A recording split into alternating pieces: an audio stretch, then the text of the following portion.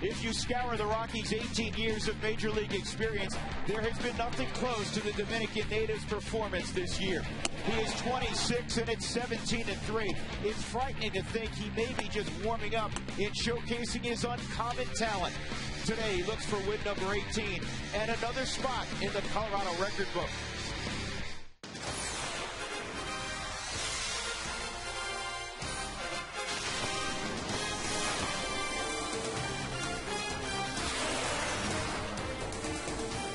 Summer rolls on in the Colorado Rockies, and in lower downtown, we've gathered at 20th and Blake for a little Sunday afternoon baseball.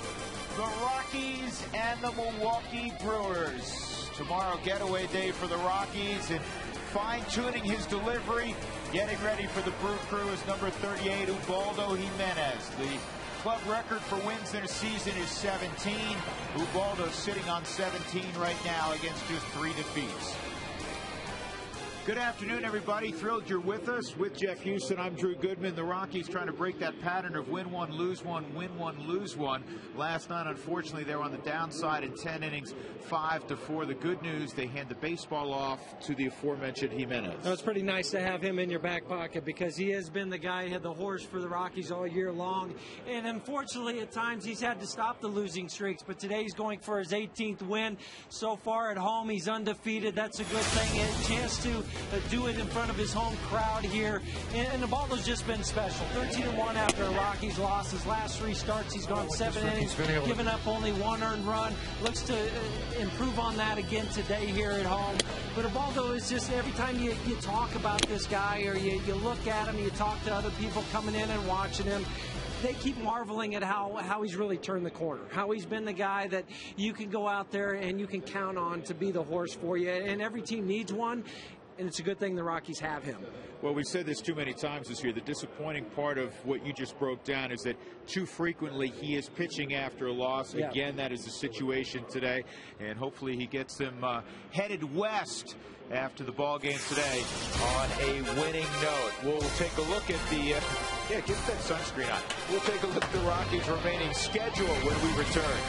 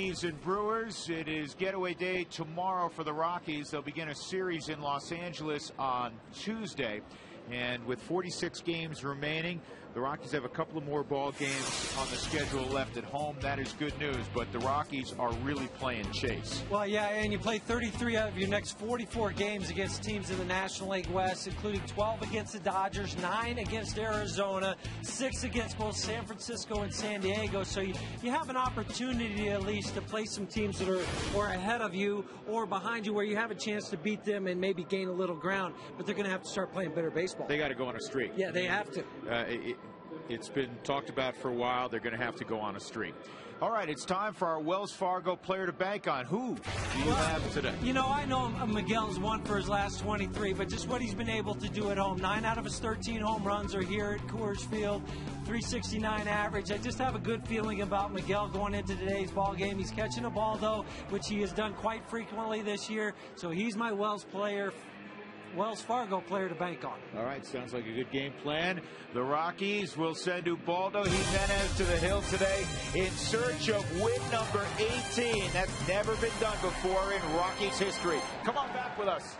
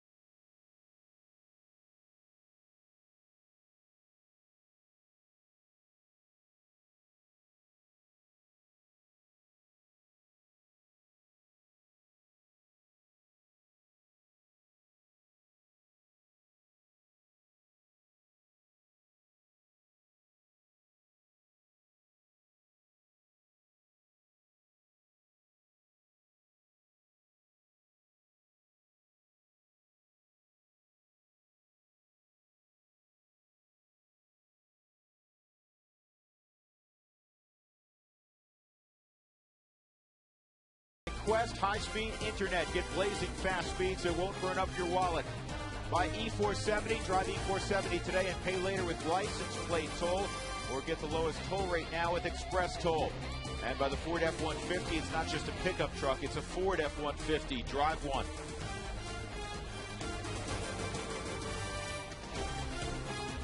Cloudless day at Coors Field. Last night, a crowd in excess of 45,000. And today, the Rockies will go over 2 million in attendance. They'll become the 7th team in the National League to reach 2 million this year. They're currently 10th in average attendance in the big leagues, top 3rd in Major League Baseball, averaging better than 35,000 a night.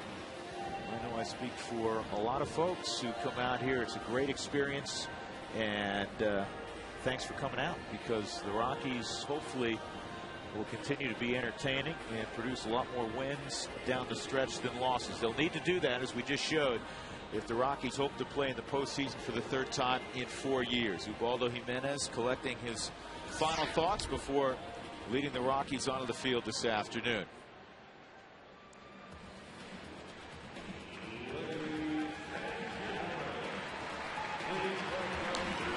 Ricky Weeks will lead things off against Ubaldo Jimenez. He'll be followed by Corey Hart, Ryan Braun, Prince Fielder, Casey McGee will bat 5th. Then Chris Dickerson, who had a couple of hits last night, he'll get another start in center field. Alcides Escobar will bat 7th.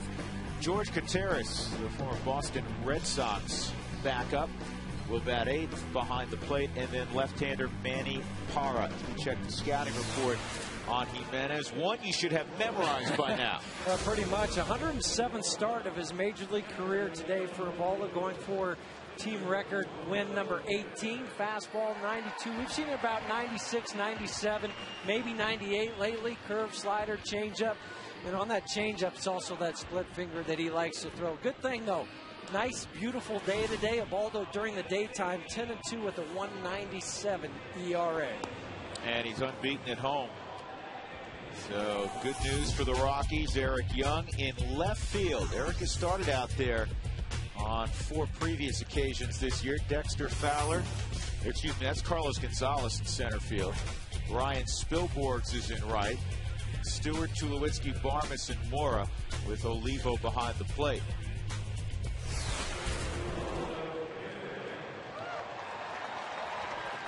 So Jimenez ready to go. Here's Ricky Weeks in 272 with 23 home runs and 72 RBIs. First pitch brought to you by Domino's Pizza. Text keyword pizza followed by a space and your name to 95323 to receive your Domino's special offer and to be entered to win a pizza party for 12. Be interested to see how Milwaukee approaches Ubaldo today, whether they are more patient or try to swing at the first pitch. We've seen lately it varies club to club. It's kind of a double-edged sword. You say, well, all right, I'm going to be patient. But if you're not ready to hit and get set early, you got no shot. Right, and then all of a sudden you're down in the count 0-2. I was talking to Prince Fielder about that very subject before the ball game. Here's the 1-0, and that's just off the corner, so it's 2-0 on Ricky Weeks, who's a free swinger despite hitting the leadoff spot. In fact, he has struck out 134 times, which is the 3rd most of any player in the National League. But when he gets it in play, he's generally doing some damage. And Ubaldo misses on his first 3 offerings. Game time temperature is 76 degrees.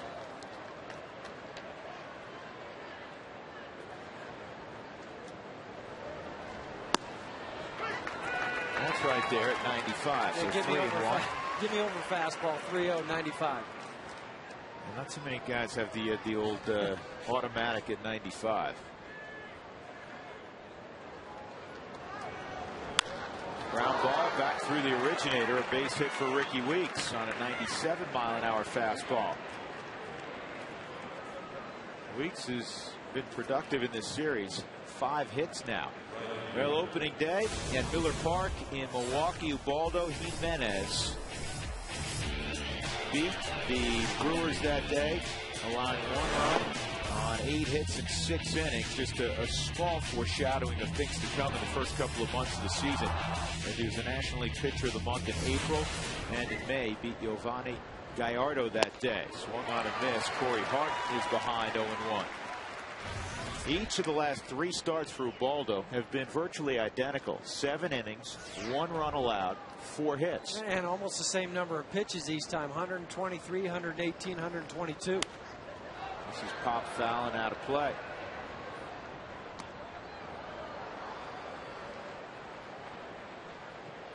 Strikeout totals up a little bit.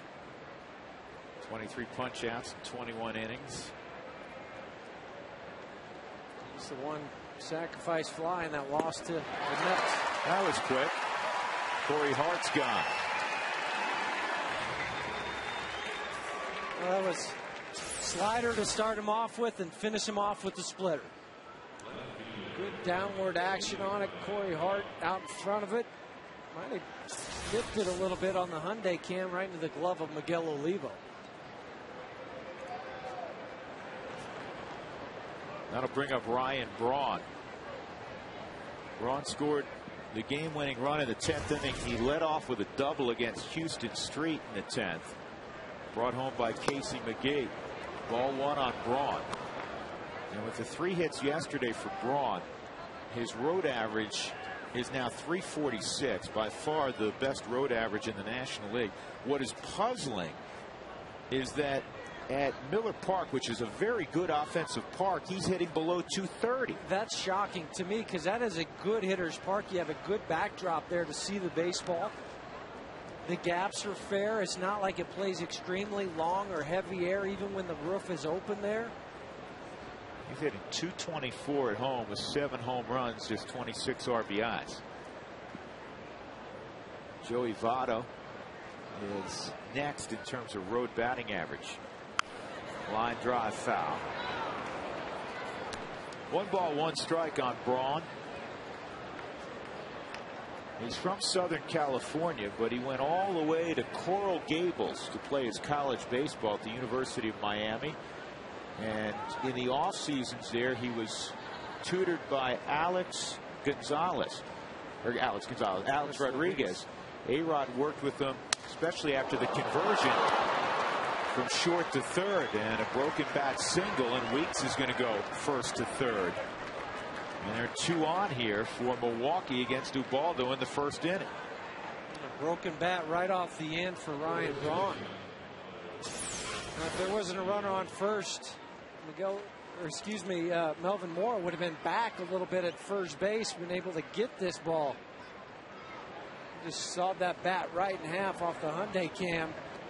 But because he was playing so close, he didn't have the range that he would if he was back.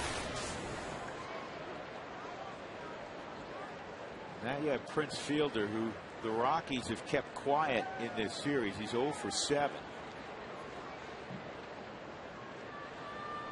Certainly a double play candidate. And fastball up.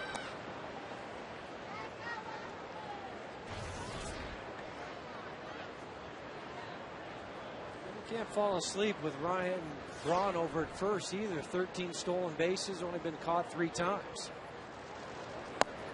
2-0. And now Levo calls time. Now you make a very good point about Braun. So easy to just think of his home run capabilities and his RBIs and the batting average for Ryan Braun. But Ryan Braun is a much better than average runner. He's a sneaky base stealer, though. And he'll steal those bases when you really don't pay attention to him. He reads pitches very, very well. Tries to steal some signs from the catcher. It's 3-0 on Fielder.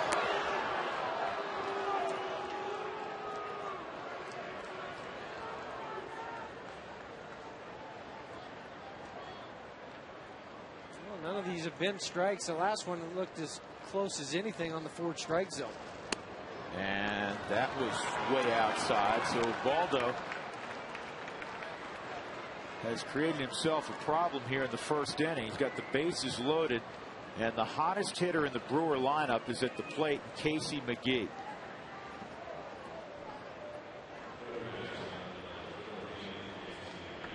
Game-winning hit last night. He came into the series with 9 straight hits. And he's currently got a 9-game hitting streak going.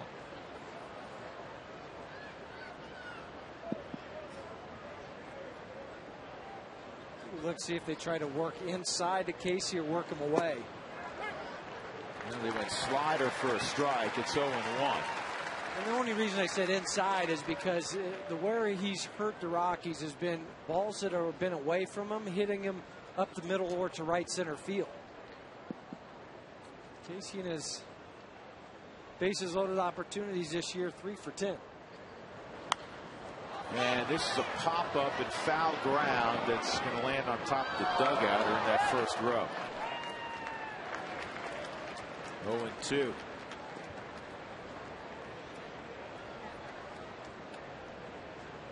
Jimenez having to really bear down here in this first inning.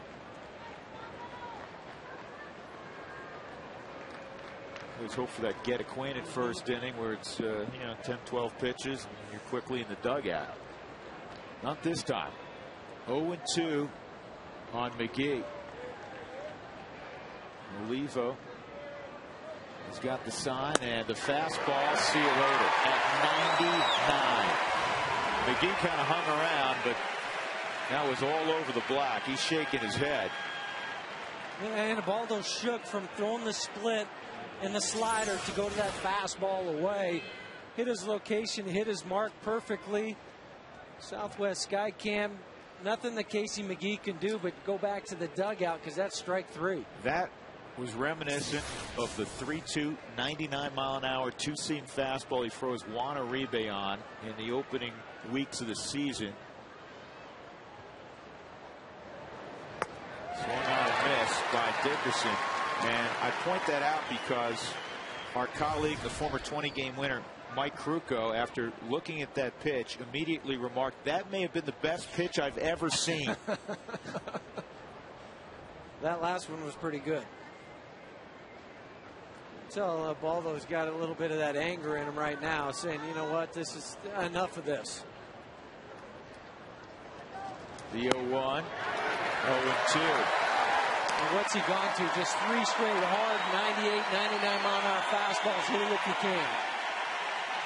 Both sides of the plate. How do you cover that as a hitter? You don't. You just got to try to hope you guess one location and get it. And I'm thinking he does the same thing he just did with McGee. He comes right after him. He did at 98 again. Prince Fielder's at first base. We were chatting in the clubhouse a little more than an hour ago. He said the movement is so dramatic on his pitches. Even if you get what you think is a mistake with the fastball, it's hard to hit. Swung on a miss, back goes flying, bases loaded, jam, no problem for Jimenez. He strikes out McGee and Dickerson as he ends up punching out the side, and an early standing ovation for the Rockies ace. Splitter.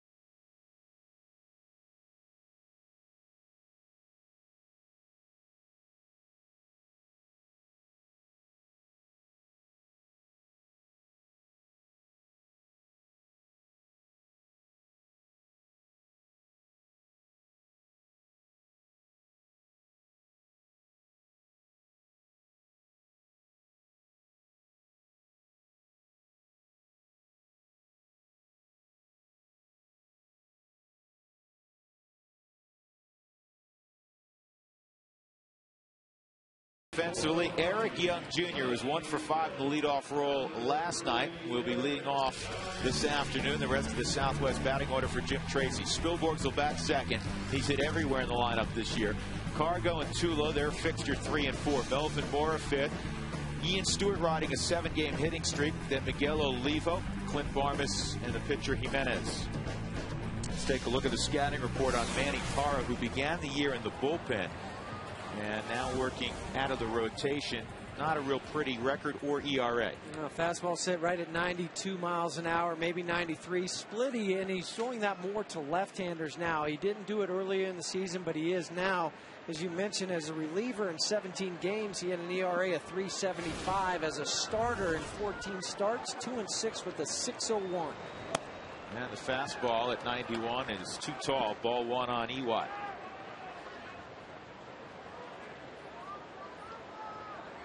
Kind of a buzz in the crowd after that first inning, with Ubaldo giving up a broken bat hit, a clean single, and then a walk on 4 pitches to Fielder, bases loaded, and he just blew away McGee and Dickerson.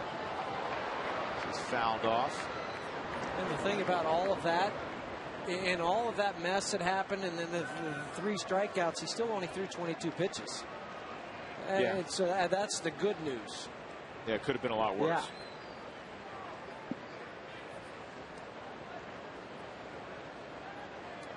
Yeah. 1-2 on Junior. And a strikeout to begin things. Let's take a look at Milwaukee and how they'll align for Ken Maka defensively this afternoon.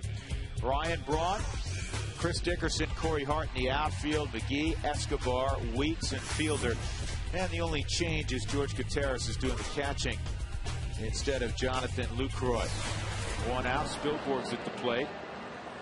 Spilly got another start last night, getting a couple hits against the left-handed starter Chris Narveson. And he grounds this one to short. You know, the Rockies in this series have only 14 hits. They had 8 hits on Friday night, 7 of which were extra base hits. Last night, they were out hit 16-6 in 10 innings. Normally, you look at that and you think he got blown away. The Rockies had opportunities to win that baseball game. But again, it's unusual to see the Rockies, especially against a pitching staff that has really struggled. Well, and produce only 6 hits at Coors Field in 10 innings. They had 10 ABs. And also have a rookie making his major league debut go out there and throw 3 innings, get all 9 guys out. One attempt did not work out for Carlos Gonzalez. Who wants tacos? Fans, when the Rockies score 7 or more during any game, go to participating Colorado Taco Bell locations the next day. Do it between 4 and 6 to get your Rockies taco special.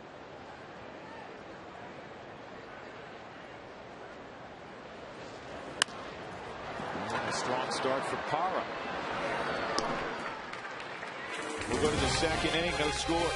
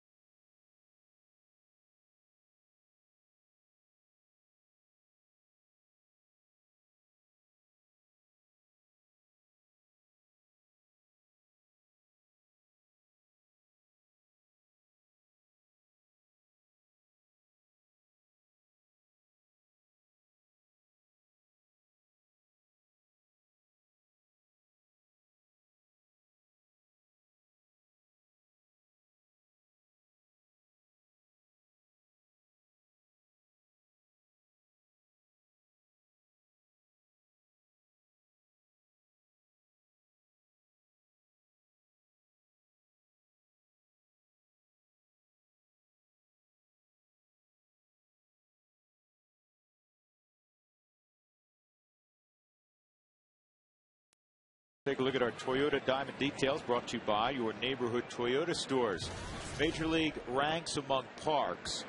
2nd highest cumulative batting average, 3rd highest in terms of cumulative runs, most triples. That's not a surprise. Got the biggest outfield in baseball. And the 2nd highest ERA. Which brings me to another subject. Ball 1 on Alcides Escobar. Ubaldo Jimenez currently sits 6th in the National League in ERA at 2.55, which is just a wonderful ERA. Hard shot at the second baseman, almost no problem. For all the people thinking about the Cy Young, and for all those voters, i.e. you on the East Coast, if you are going to take away credit when a Rockies player does things offensively because of the park they play in, you sure as heck should add some when a pitcher goes out and does what Ubaldo's done, pitching half of his ball games at Coors Field. I mean, it's got to cut both ways. And I know we talked about it the other day with Jimenez, but it used to be thought that it was a full run, as Gutierrez fouls this off, that you could take off your ERA if you were pitching elsewhere. So in other words, if you had a 4.5 ERA, and this is really pre-Humidor, it was thought that's probably like a 3.5 ERA. Well, it's still probably worth half a run. Left field. Eric Young made the catch. In the transition, he dropped the baseball. 2 outs. Well, at home, though, Evaldo right now, 8-0 with a 3.06 ERA. So that's his home. On the road, he's 9-3 with a 2.16. So you factor all of that in, then sure. I mean, you take away at least a half a run on that. Wainwright's having a great year. Wainwright has an ERA of 1.99. He now has 17 wins, by the way, 17-6. And he probably, for most people, has edged maybe ahead of Ubaldo in terms of the Cy Young race. But I think that needs to be a big factor. Fouled off. Ouch. I mean, you look at the last couple of years with Lincecum winning the Cy Young, and he deserved it. But could you imagine Ubaldo pitching half his games at AT&T Park? Or Petco. Or Matt Latos is on that list at an ERA just above 2. 2-3, somewhere in that neighborhood. If Ubaldo's pitching at that park, half his starts. Dodger Stadium. You know, how about Citi Field, where the Rockies just played against the Mets? Let's take a look at our Breaks Plus Take a Break poll of the game. Text your answers as always to 95323. Do you think Jimenez is the front runner for the Cy Young Award? Text Rocks 1 for yes. Text Rocks 2 for no. And we want you to answer this objectively. We assume most folks looking in are Rockies fans. We'd love to see Ubaldo win it, but answer objectively. And I'll give you some more information so you don't have to scurry off to the internet as you watch the game. Adam Wainwright 17-6 with a 1.99 ERA for the Cardinals. Tim Hudson 14-5 with the Braves, a 2.13 ERA. Ball 1. Roy Halladay, ball 2 I should say, 2-1. Doc Halladay from Arvada West, 15-8 with the Phils in a hitter's park. 2.24 ERA. And a perfect game. And a perfect game. Fouled off by Parra, 2-2. Josh Johnson 10-5, 2.27 ERA with the Marlins. Carpenter's 13-4 with a 2.95 ERA with the Cardinals, and we'll throw one reliever in there. Heath Bell 35-38 in saves for the Padres with a 1.78. Think about that. Text us your answers. Good inning for Ubaldo Jimenez. He now has 4 strikeouts. Tulowitzki will lead off at the bottom of the second.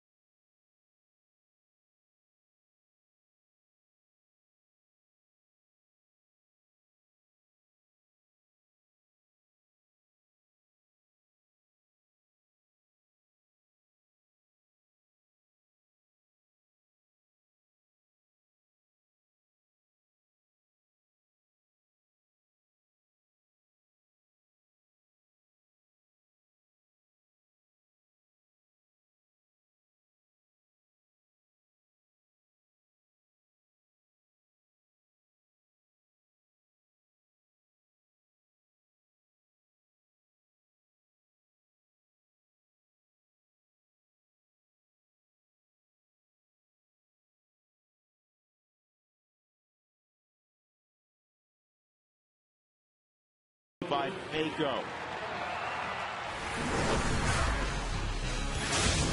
Todd Helton last night driving the ball out to the opposite field. His first home run at Coors Field this year. And chatting with him before the ball game, it was the first time he can remember in a long, long time that he hit an opposite field home run at Coors Field. And it wasn't right down the line. It was to deep left center field. Now, I think that's a great sign. And from a hitter's standpoint, especially a hitter who's obviously no longer in quote-unquote his prime, a boost in confidence. Sure, it doesn't matter how long you play this game. You need those little boosts of confidence every once in a while, and let's hope that's the one Todd hangs on to. Tulowitzki at 320, 11 home runs, 49 RBIs. Facing Manny Parra, he's 2 for 2 against Parra in his career.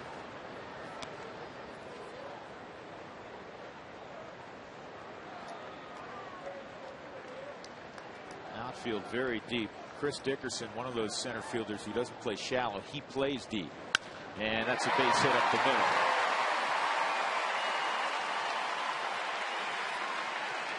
A real quiet, simple approach for Tulowitzki. He looks so comfortable at the plate. Let's take a look at our Geico quote of the day. Continuing our theme. Ukes in the house. Traveling for the first time since open heart surgery.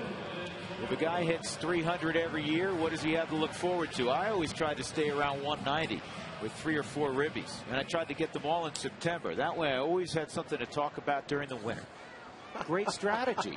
Not enough players think that way. Set your bar low. You set it high, they expect it every year. Yeah. I remember, growing up when he was a regular on the Tonight Show with Johnny Carson. And that was one of Carson's guests for me that was not to be missed. 2-0. Well, he had his Mr. Belvedere show for a number of years. Yeah.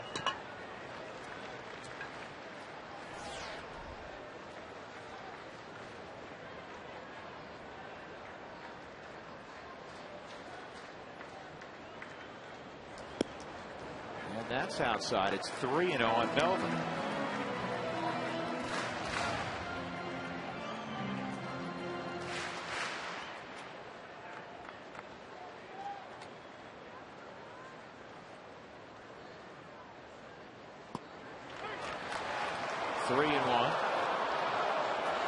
For the record, Bob Uecker played 6 seasons in the big leagues, and he hit 200. The catcher, 14 home runs, 74 ribbies in 297 ball games.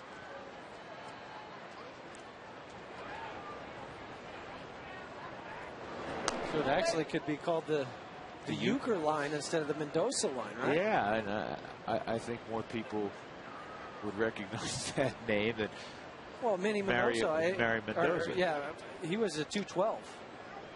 He's probably offended by having that average lowered. This ball chopped down the line, and a good play by McGee. He may have twisted his ankle or hurt his knee coming up with that baseball. He's kind of walking it off now.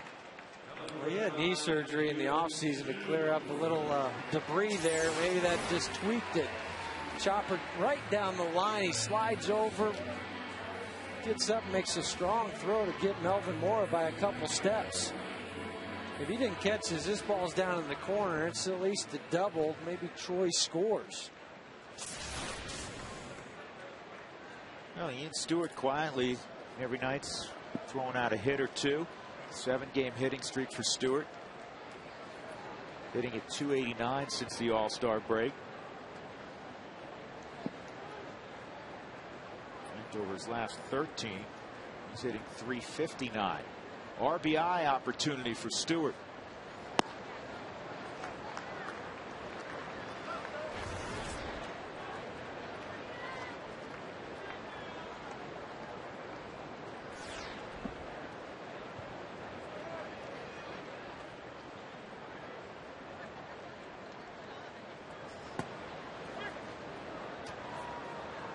Mix up in signs there.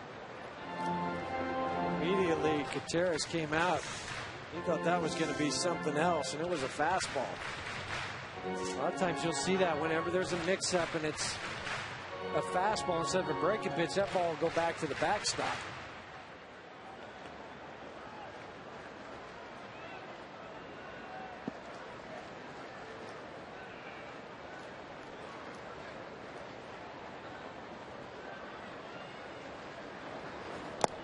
That kicks away. Almost hit Olivo, and Stewart will now have a great opportunity to drive in Tulowitzki. The infield back, ground ball in the middle, fly ball. Anything. And it's being scored a pass ball on Gutierrez. Parra, if he gets the wild pitch, will retake the National League lead. He's got 13 wild pitches, tied with Ian Kennedy of Arizona for the most in the league. Well, they're going to go ahead and bring the infield in. Well, with Jimenez out there, that's the ultimate tip of the cap from Ken Maka. And now Parra signaling to Gutierrez that he wants to talk to him. No score. Drew Goodman upstairs with the birthday boy, Jeff Hewson. And you know, this is a special day for me also, because I honored to have you as my partner and wish you happy birthday every time mid-August rolls around. There's a strike. But it also, for the next, let me count, 8 months, moves you ahead of me in the all-important age bracket. And that's what's important to you, isn't it? You say it all the time. Yeah, you're much older than I am. I appreciate it. I appreciate the birthday wish. Happy birthday, buddy. This ball is in the air to left field. Braun setting himself to throw, and Tulowitzki will come home with the Rockies' first run. Good job by Ian Stewart, RBI number 56. 1-0 Colorado. The perfect approach if you're Ian Stewart to go up there. You know you've got a fast guy in Troy over at third base. Not a burner like Eric Young or Dexter Fowler, but very good speed over there. The infield's playing in, so what do? You look to hit the ball the opposite way, and you'll stay on the ball a little bit longer. He's able to get it up in the air and score Troy easily. Here's your Wells Fargo player to bank on, Miguel Olivo. And Miguel went around, so it's 0-1. That's the 4th sac fly this year for Stewart. Club leaders Carlos Gonzalez. He's got 6.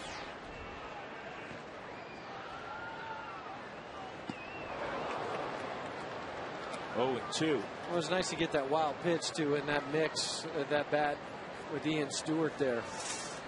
It just made the at bat easier. Yeah, that changes your approach a little bit also.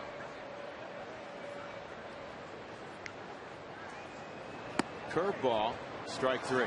So Olivo's gone in the inning. Tulowitzki begins things with a single, and he works his way around on the sac fly by Ian Stewart. 1-0.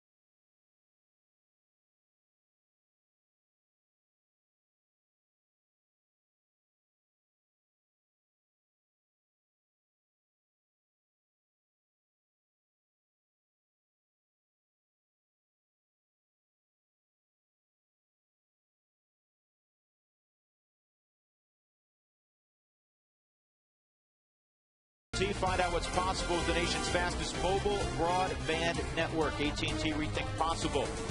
By Brakes Plus a whole lot more. By Wells Fargo customers, visit wellsfargo.com/Rockies for 2-for-1 club level seats. And by Hyundai Uncensored, real people, real comments on the all-new Hyundai Sonata. Visit your Colorado Hyundai dealers today. Rockies up 1-0. Ubaldo Jimenez on the hill. Great shot of Red Rocks. Ricky Weeks, the leadoff man, had a base hit his first time up on a fastball, so he gets a slider and missed, ball 1.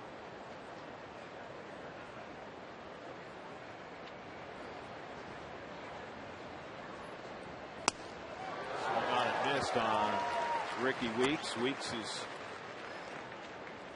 about 225 pounds. He looks like an NFL linebacker. Or at least a strong safety. Yeah, I mean, he is probably not as tall as most linebackers, but he is as strong, trust me. Product of Southern University, hit almost 500 his final year of collegiate baseball, won the Golden Spikes Award. His brother's playing ball too. Yeah, his brother's a heck of a player. He's a second baseman also. Center field, pretty deep. Cargo can't get it. He misread it. And Weeks is headed to third. One of the few times I can remember this year Carlos Gonzalez misjudging a baseball. I don't think he realized how hard that ball was hit. This will give us a great look at the way he came in on that ball briefly, but before realizing, uh-oh, it's in over my head. That one first step in, and if he would have taken it back first, and then he would have been able to catch it. But that ball was hit right on the button, just out of the reach on the Hyundai cam from Carlos Gonzalez. But Ricky Weeks running hard out of the gate. This time makes it to third base. Last night he was thrown out at third by Carlos Gonzalez to Troy Tulowitzki. And a base hit to tie up the baseball game by Corey Hart. Just like that, Milwaukee gets even. And it's 1-1. RBI number 78 for Hart.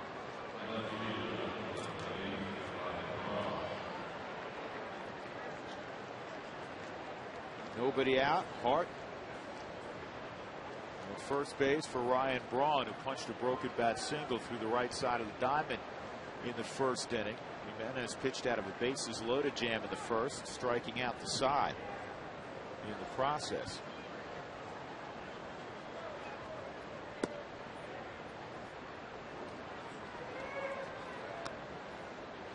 Mark Wegner behind the plate today has had a really, really tight zone. He's not given much of a corner at all.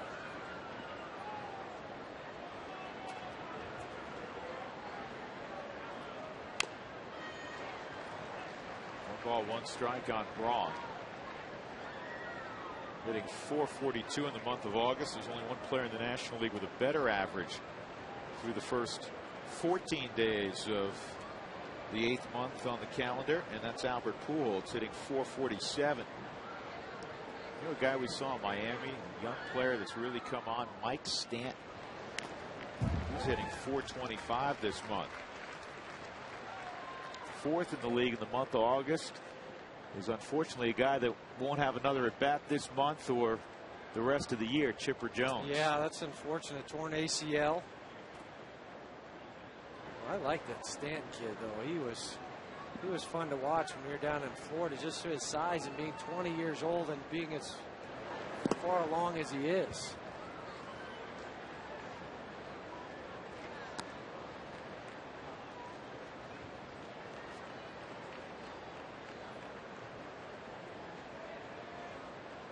Two and two on Braun.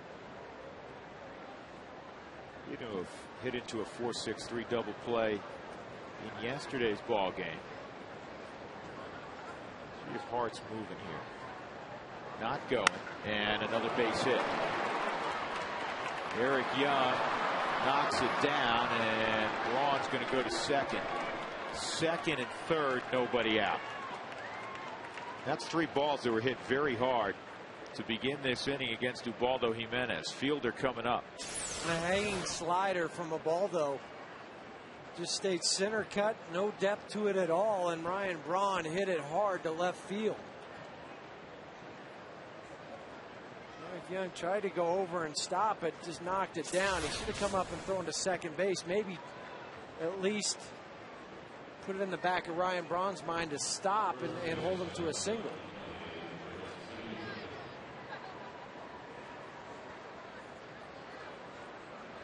Eric Young Jr. over his final week in Colorado Springs before the call-up yesterday had started in left and a little bit in center. He'd been playing more in the outfield than at second base, at least over the prior few days before the call-up. And he has more starts in left field this year at the big league level than second base.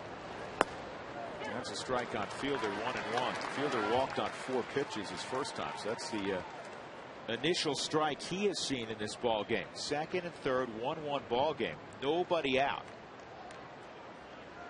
McGee behind Fielder.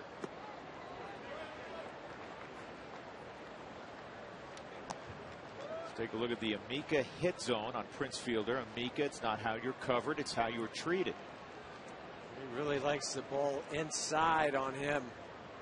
You can work it down and away or up and away. He has trouble reaching those. In a situation now for Ubaldo, who obviously has the ability to strike out the opposition batters. Generally doesn't concern himself with that, but you're in a position right now where if you can get a strikeout, you want it with 2 runners in scoring position and nobody out. Here's the 2-2.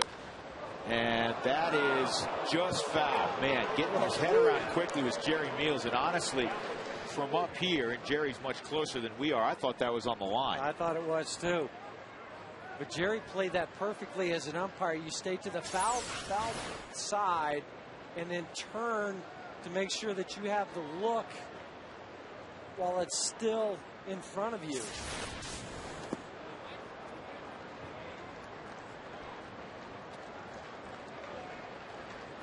Three and 2 on Fielder.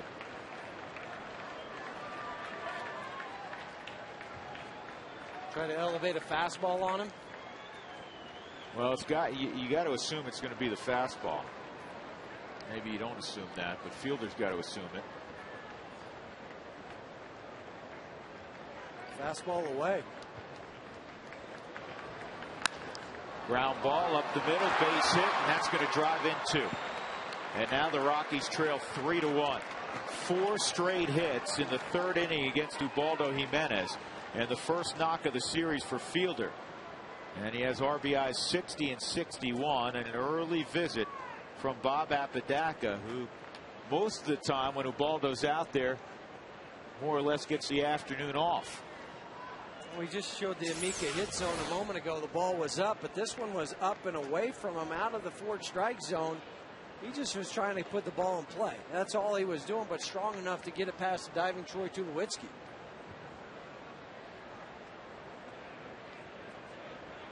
Just kind of comes back to that first batter of this inning and Ricky Weeks and the misplay in center field. How does the inning transpire if you're able to get Weeks out and have 1 out? Good point.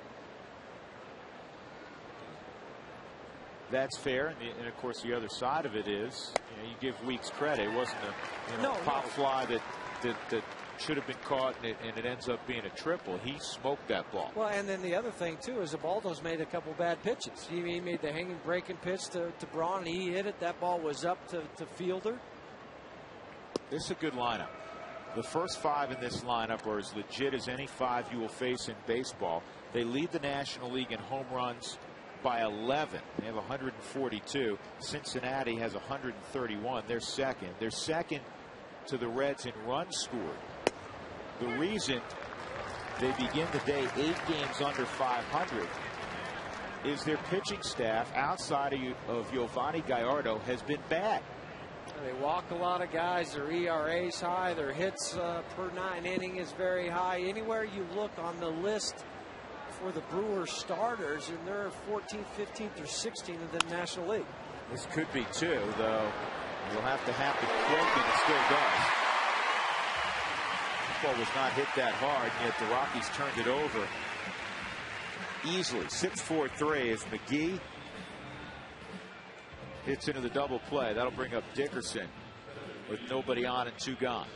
The 12th double play that Casey McGee's hit into.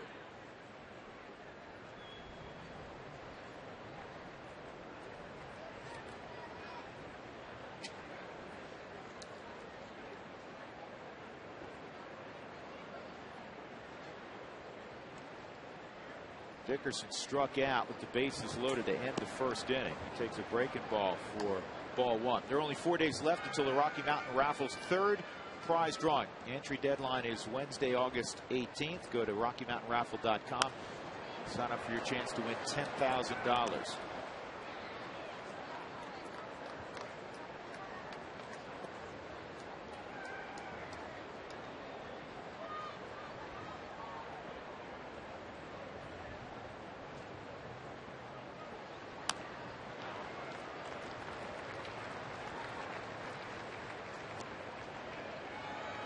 That double play by Casey McGee. Now the Rockies have turned 124 double plays and only hit into 73.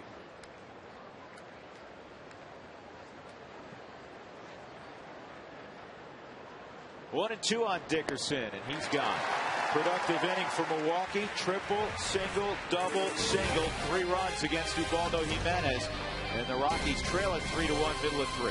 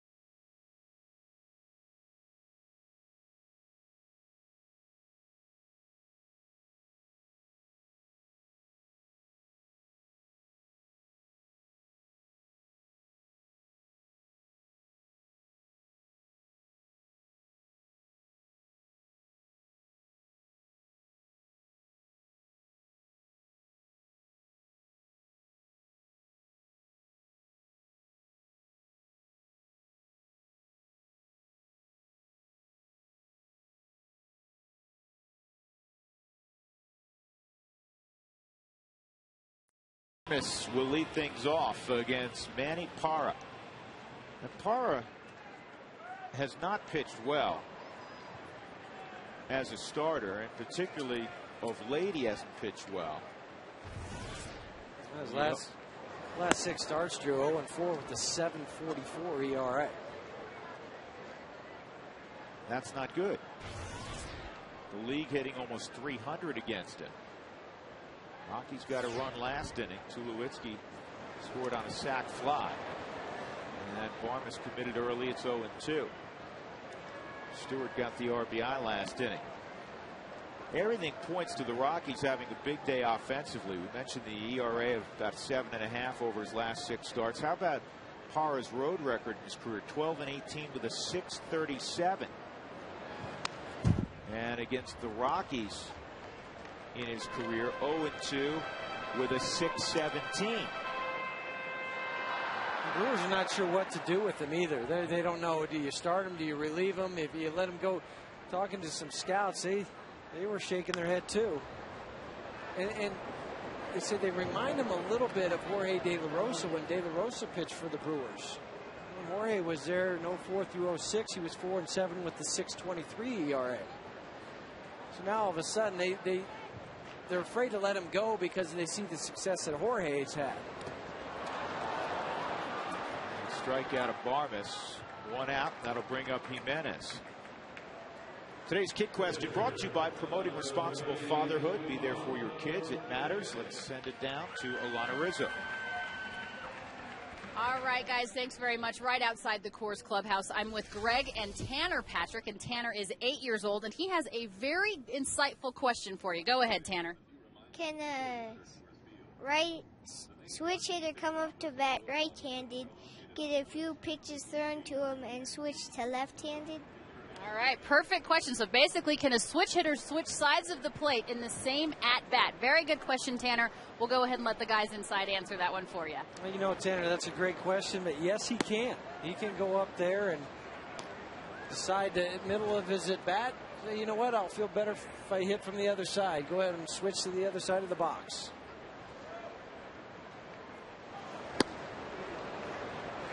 One ball, 2 strikes on Jimenez.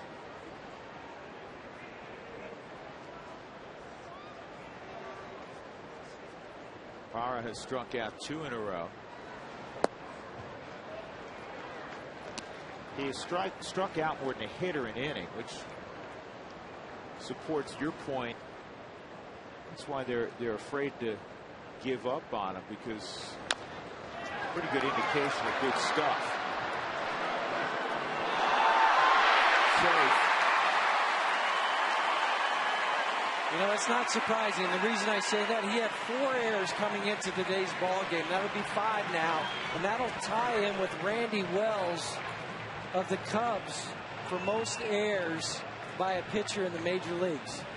That's a terrible error, too, because he got to the baseball. Jimenez got out of the box quickly, and when he saw him pick it up, as a lot of pitchers will do, and it's perfectly fine with their manager, they're worried about pitching. They'll put it in cruise control, save their legs for what they're paid to do, and that's toe the rubber. And all he had to do is get in general vicinity of Fielder. He could have run it over there. And I mean, he missed first base by 8 feet. 1 out. Here's ZY. Looked to bunt for a moment.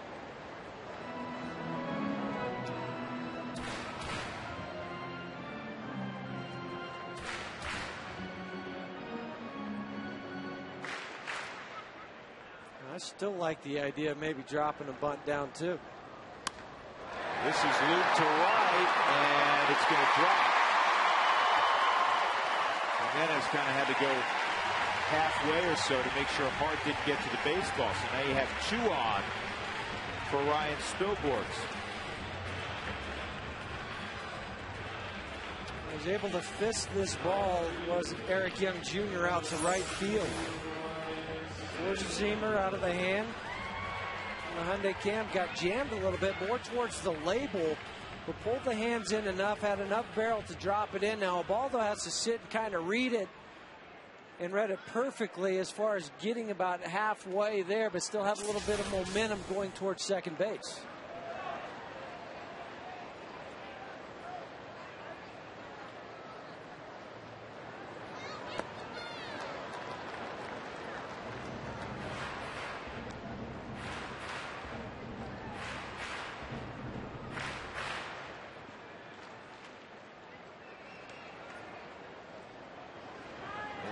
Spilborghs out in front, 1-1.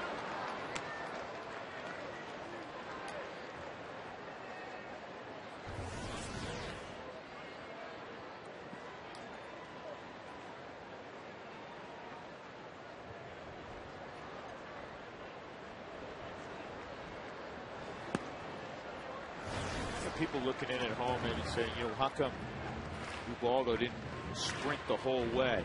And I think it's an unwritten rule in baseball that your starting pitcher, especially in that situation where it should be an automatic out, every manager will tell you, I don't want to see him sprinting. Remember, I'm trying to think back, was it 08 or 09 when he used to run hard all the time and he strained his hamstring? Yep. Going down to first base. And he had one where he cramped up this year. That was in Houston. Hard. So ever since then, he's been told to back off. Every other player out there, position player. This ball's hit pretty well to right field. Hart going back, still going back. Won't get there. Good read by Jimenez. He'll score. Here's EY stopping at third base. He got a stop sign from Dower with Carlos Gonzalez coming up. And now the go-ahead run in scoring position as well. Ryan Spilborgh's coming through. Well, when we see Ryan Spilborgh's going well, what does he do? He takes the ball to right field, right center field.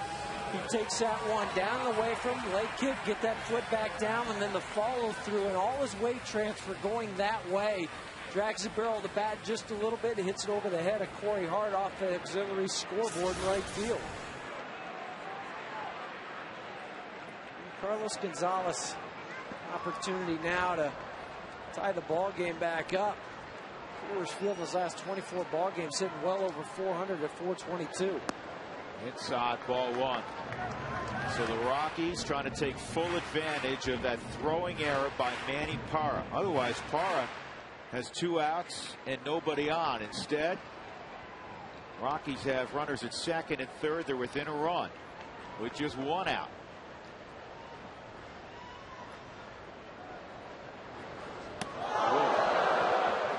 Now I understand why he has 13 wild pitches. And why his record's 3-9 with the 546 coming into the game. But that's what you have to do if you're the Rockies, and he opens that door a little bit. You kick the door in and keep going.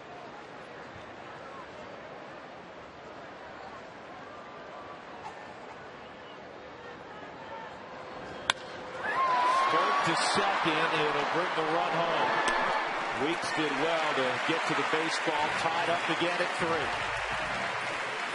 RBI number 79 for Carlos Gonzalez.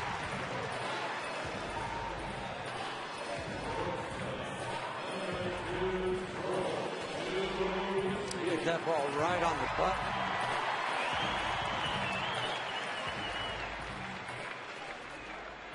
Now Spilborgh's at third base.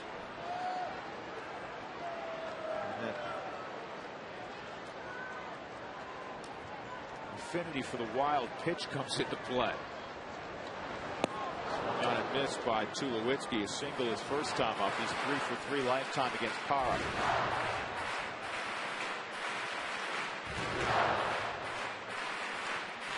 And for a runner, Huey, and you were a terrific base runner, it's not just reading the ball once it hits the dirt, it's reading the angle of the baseball out of the pitcher's hand. Yeah, because that'll allow you to get that quick break right away. Just inside, 1-1. And the good thing too for Ryan over at third base is Casey McGee's playing back. He's off the base, so you can get your lead as far off as he's off, and then get a little bit further down the line. Tulowitzki had a little tilt in that swing. Got one on the inner half. Got one a little bit on the inner half of Mark Wegner's shoulder too.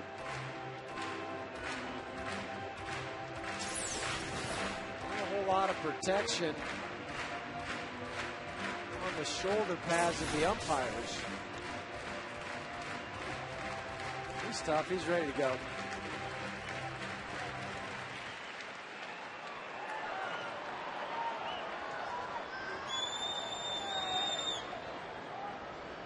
Now here's where that wild pitch or pass ball might come into play if he tries to throw the split finger down into the dirt. It was a slider maybe, but he was scared to throw it. He was scared to bounce it. 2-2 on Tulowitzki. Go ahead run at third base. Doing something off speed again. Strikes out Troy. In the inning, the Rockies take advantage of the error by Parra to score twice. 3-3 as we go to the fourth.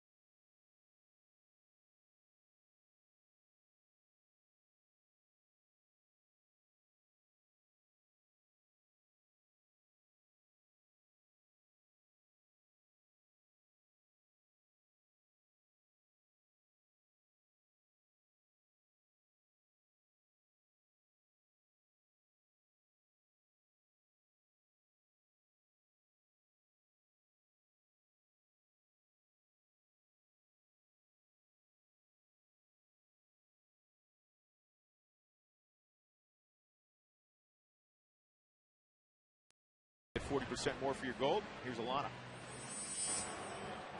All right, guys, thanks very much. Ubaldo Jimenez is tied with 3 other guys as far as having 17 wins in a season. Kevin Ritz, Pedro Estacio, and Jeff Francis. Now, Ritz and Estacio got their 17th win on the final start of the year. Jeff Francis had one more opportunity to get number 18 back in 2007. It was September 28th. Unfortunately, he couldn't get it done thanks to Connor Jackson. Connor Jackson hit a 2-run home run in the 3rd inning.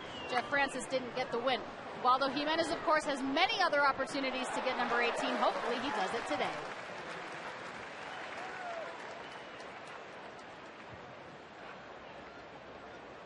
One out for Ubaldo.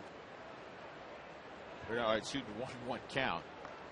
Alcides Escobar at the plate. Well, that was a smart play from Ian Stewart. That's knowing your home ballpark, knowing how the grass is cut, where if that ball is spinning a certain direction, is it going to stay on the grass or is it going to go foul? And that time he let it go foul. 2 balls and a strike on Escobar.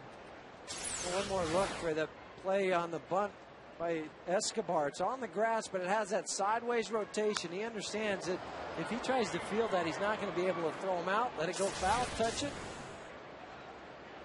Back at the plate.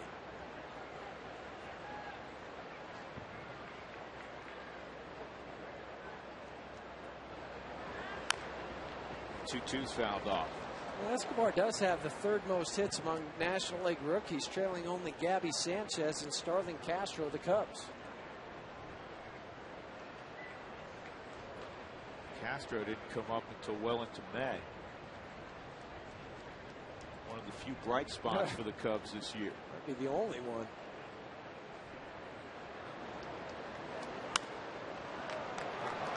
A floater to shallow right. Spilborghs will get there.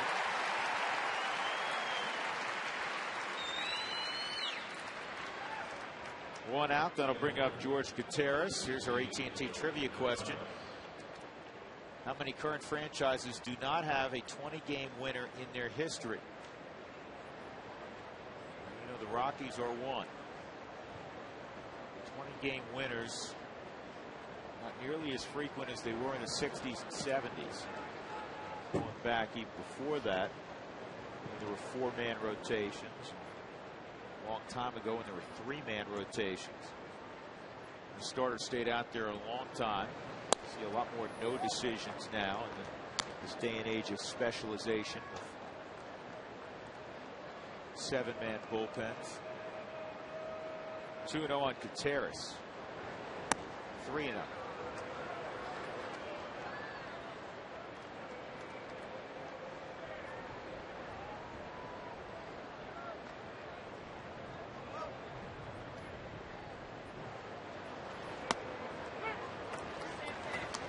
first 25,000 fans on August 23rd will receive a special offer from Wonderful Pistachios.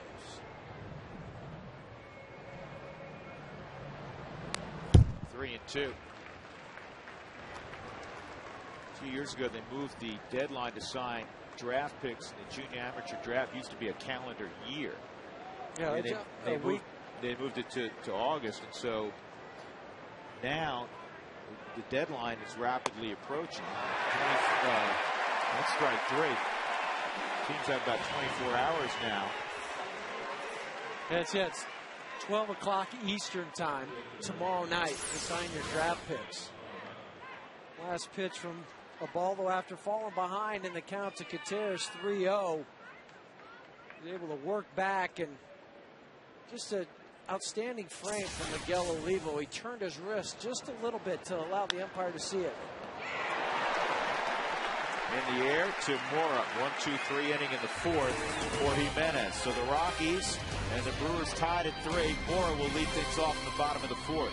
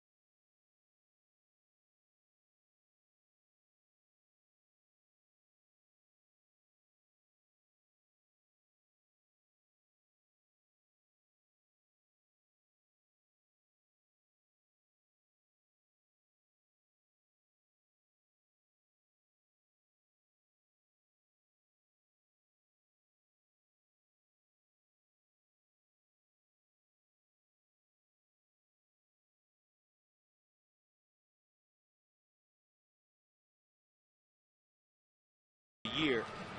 Rockies and Brewers tied at 3. Bottom of the fourth inning. This date in history is brought to you by Dex One Marketing Solutions Business Results. We go back a few years, 2006. In a 5-hour, 21-minute game, Arizona beats Colorado at Coors Field 2-1. The 18-inning game ties Arizona's record for most innings played in a game. It also is the longest in Colorado history for both innings at the time and time. Innings at Coors Field. Rockies played a 22-inning game at Petco Park a few years ago. Manny Parra finishing his warm-up pitches. Mora, Stewart, and Miguel Olivo. So just going back to what we were talking about at the conclusion of the last half inning. At midnight Eastern time tomorrow, you either have your picks signed or they go back into the draft pool for next June. The Rockies have not signed their number one yet, Kyle Parker, who's the starting quarterback, the incumbent at Clemson. And the number one pick in the draft, the celebrated Bryce Harper, has not signed yet with the Washington Nationals. Back-to-back years that the Nationals had not only the number one pick, but two of the more famous number one picks in the history of amateur baseball. Steven Strasburg, of course, last year's number one. 2-0 on Mora. Strasburg's pitching in the ball game today for the Nationals. It used to be the rule was you had up to a week before the draft, so clubs would drag it out forever. But now they've shortened that window. And with a lot of those guys that have innings and have played a lot of games, as we looking at the scoreboard, and Strasburg was. Well, they won 5-3. Beat Arizona today, but sometimes those negotiations drag out till the 24th hour. 2 balls, 2 strikes.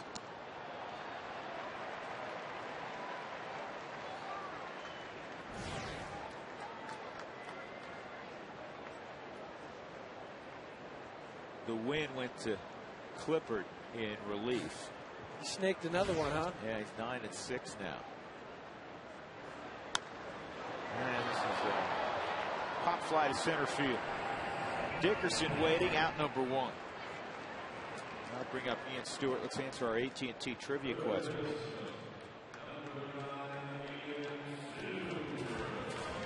Looking for how many current franchises do not have a 20-game winner in their history. Tampa has never done it. I didn't realize David Price set their record by winning 15 this year. So just Colorado and Tampa. Pretty low ERA for Price as well. There's only 2 franchises left, with the Rockies getting no-hitter from that man earlier this year, that don't have a no-hitter. I laugh because there are 2 teams that have been around now for a while. One team in particular has been known throughout their history for great pitchers, and both play in pitchers' ballparks, the Mets and the Padres. That's shocking. The Mets with all those great pitchers that they've had. Tom Seaver's in the Hall of Fame with 311 wins. He threw a no-hitter, but it was after he had left New York. Nolan Ryan was there. Nolan Ryan threw 7, all after he left Queens. 2 balls and a strike. That's in there, 2-2. Strasburg, by the way, went 5 innings today, gave up 3 runs, only 1 of which was earned, 5 hits, didn't walk anybody, struck out 7. Bounced back from his first subpar performance of his young big league career. He took Gutierrez's glove off. 2-2.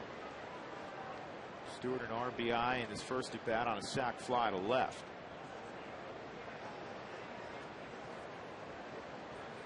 Caught just a little bit of George's hand, too. Catchers don't put their hand all the way into their glove. They kind of let it out a little bit and have a little bit of exposed. You can see the back of his hand. And everybody that caught the glove, but just the way it rotated that wrist just a little bit. High and deep right field. Take a good look. You won't see it for long. Ian Stewart has given the Rockies a 4-3 lead with home run number 17. And good to see him do it left on left.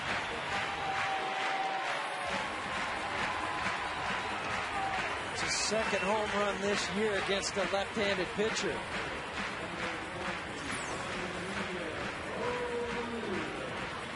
Hey, took that ball inside and just got that foot right back down again, opened that hip just a little bit and took the barrel right to the ball. No doubt about that off the bat of Ian Stewart. Just his 5th home run at Coors Field this year. He has a dozen out on the road. They extended that hitting streak to 8 games too. 1-0 on Olivo, 2-0 on Miguel. Stewart with 17 home runs, second on the club. Carlos Gonzalez is 25. Rick Peterson coming out.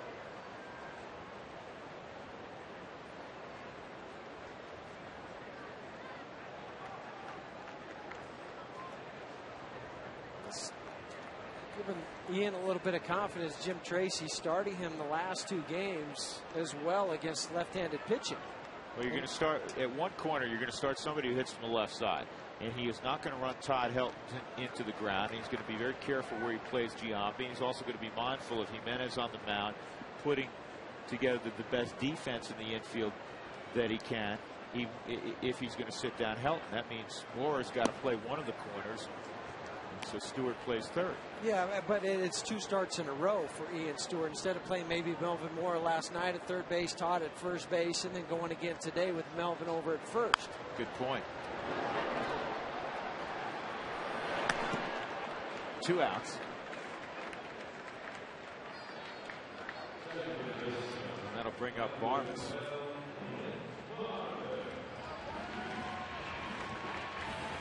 of those big at-bats inside a game for me. And you know where I'm going with this. I mean, you're talking about the fourth inning. The Rockies seesawed back and forth. Ubaldo battling. Maybe doesn't have his A material today. You're up 4-3. If you can clear Ubaldo here in the fourth and start at the top of the lineup in the fifth, chance third time through, maybe you run off Manny Parra, get into the bullpen early, as opposed to having Ubaldo start the fifth inning offensively. That's why it's challenging for an eighth-place hitter in the National League when you got the pitcher hitting behind you, because these are the challenges that you have. You have to be a guy that's able to take a walk, see pitches, but to flip the lineup. That's oh so important. 1-2 on Barmes. Clint struck out his first time up against Parra. Parra struck out 4. Jimenez has struck out 6.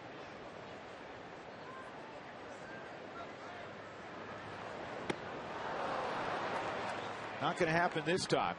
The Rockies get a run on the long ball from Ian Stewart to take a 4-3 lead.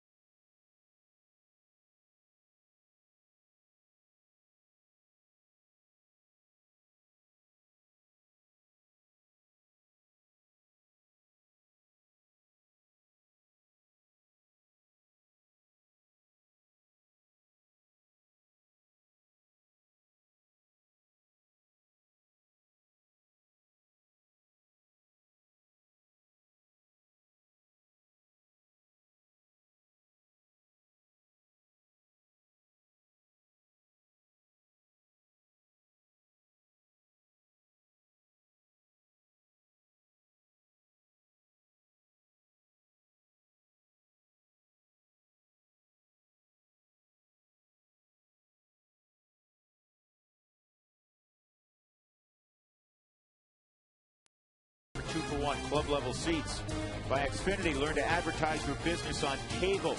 Go to ComcastSpotlight.com. And by your neighborhood Toyota dealers, Toyota moving forward. Rockies up 4-3 as we go to the fifth inning at Coors Field. Ricky Weeks will lead it off. For Milwaukee, it's been the tale of two parts of their order. The top 4 in the order have 6 hits. The bottom 5 have yet to reach. Ricky Weeks is 2 for 2, a single and a triple. Corey Hart's 1 for 2. Braun's 2 for 2. Prince Fielder 1 for 1 and a walk. 5 of the 6 punch outs for Ubaldo have come at the bottom of the order. And this one is going to be another hit for Ricky Weeks. A 3-hit ball game for Ricky Weeks. And Ricky in the series now is 7 for 12. Today's health report brought to you by the Exemplis St. Joseph Cardiac and Vascular Institute. The most hearts, the most experience. On the Rockies injury report, you look at the starting rotation. Aaron Cook is on the DL. He's missed 11 games. Jeff Francis has missed 39. There's Jeff. He's on the DL. Esmiel Rogers earlier this year on the DL. And De La Rosa missed 10 weeks. Corey Hart at the plate. RBI hit his last time up. Breaking ball misses. Well, Lana had a little piece about all the injuries to the pitching staff in yesterday's pregame report. And she had mentioned the fact that Ubaldo's the only one that hasn't. So if something happens, I'm putting it on Alana. Let's hope it doesn't happen. Yeah, don't even go there, please. Let's move on. 1-0 on Hart.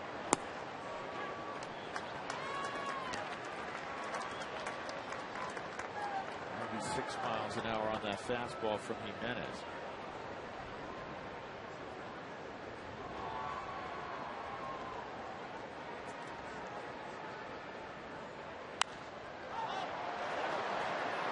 Foul ground, Mora and Olivo, and look out who made the catch. It's Mora.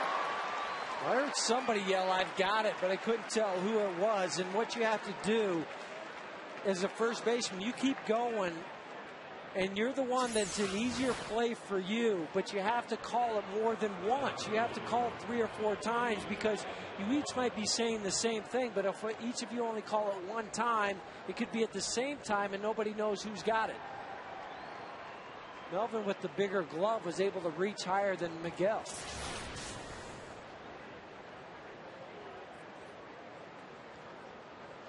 Braun's 2 for 2 at the plate. 6 for 10 in the series for Ryan Braun.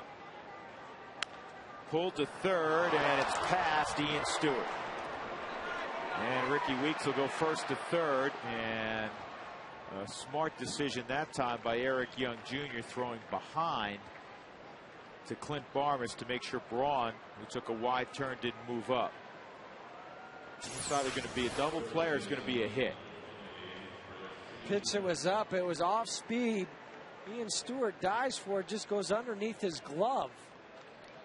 And then Eric Young did the wise thing. Don't throw it to third base. Still set up the force play double play by throwing into second base. It goes back to that point you were mentioning a moment ago about the top of this lineup for the Brewers doing all the damage. And now Fielder, who drove in 2 of the base hit in the third innings, up there with a chance to tie it up. First and third, 2 singles in the inning, 1 out. And there's the contrast. The top of the order, you already have 2 guys who have 3 hits in the game, in Weeks and Braun. And as has been the pattern in their matchups all afternoon, Jimenez falls behind Prince Fielder. He walked him his first time, fell behind in his second at bat. Good thought by Jimenez with Braun, who stole 20 bases last year. That step off snap throw over to first while he's still trying to get his lead. 3-0. I just think he feels a little bit more comfortable pitching to Casey McGee than he does Prince Fielder. Well, you can say that, but if you lose Fielder, you're going to put the go-ahead run at second base. I understand that, and I understand that Casey McGee has 75 RBIs as well. Fielder's earned the right to swing 3-0. He's 3-1. And for whatever reason, he has consistently struggled to throw strikes to Fielder. Of course, you got to have immense respect for him, but Fielder walked in the first inning to load the bases. See if Braun takes off on the 3-1 or if he waits till it gets to 3-2. Nice strike called by Mark Wegner. It's 3-2. Might have caught a break on the Ford strike zone. It was out of the zone and up.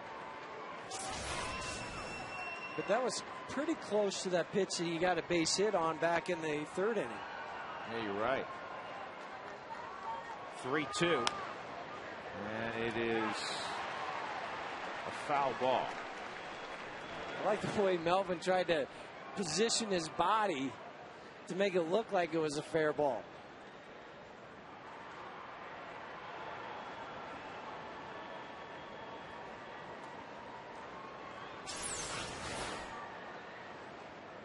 Comes in and tries to spin just a little bit, but that was easily an easy call for the umpire. Mark Wegner at home. Braun takes off, swung on a miss, throw to seconds high. Runner coming home is Weeks. Out at the plate. What a throw by Tulowitzki. What a tag by Olivo.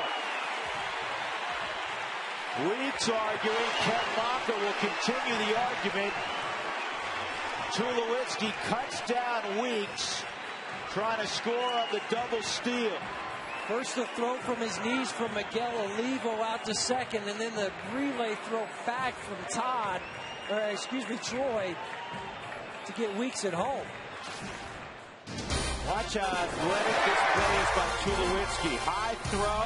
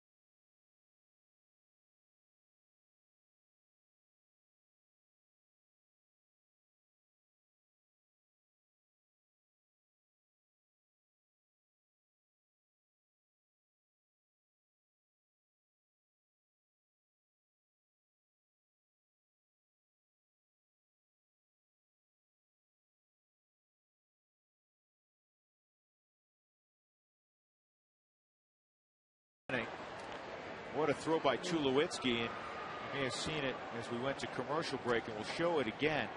The home plate umpire Mark Wegner got the call right. A great sweep tag by Miguel Olivo. So you credit, if you score with us at home, a stolen base for Ryan Braun, and it's a caught stealing. It's 2-6-2 coming back the other way to get Weeks. Perfect throws on both ends. That's fair. That's an out.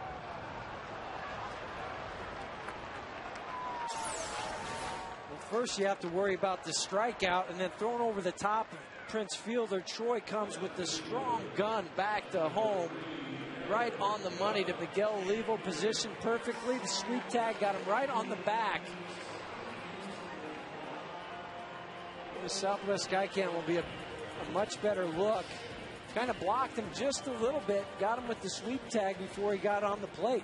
And because his feet, trying to maybe get past the shin guard or take out Olivo, his feet are behind his knees. Well, and the other thing too, the reason they were arguing is because when your jersey is flapping behind you like that, and when they tag it, sometimes you don't feel that. And that's what Ricky Weeks was thinking. Ball and a strike on Eric Young Jr.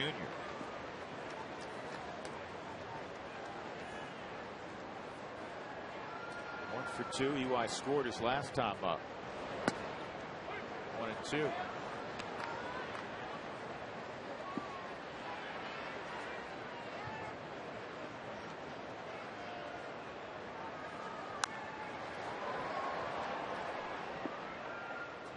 Kevin Slowey today for Minnesota had 7 no-hit innings. Did not come out for the 8th inning because Ron Gardenhire, with a pitch count of 109, said that's enough. John Roush took his place, promptly gave up a run on a couple of hits. Minnesota leading in the 8th inning 4-1. And Young fooled badly. 2 outs. That'll bring up Spilborghs.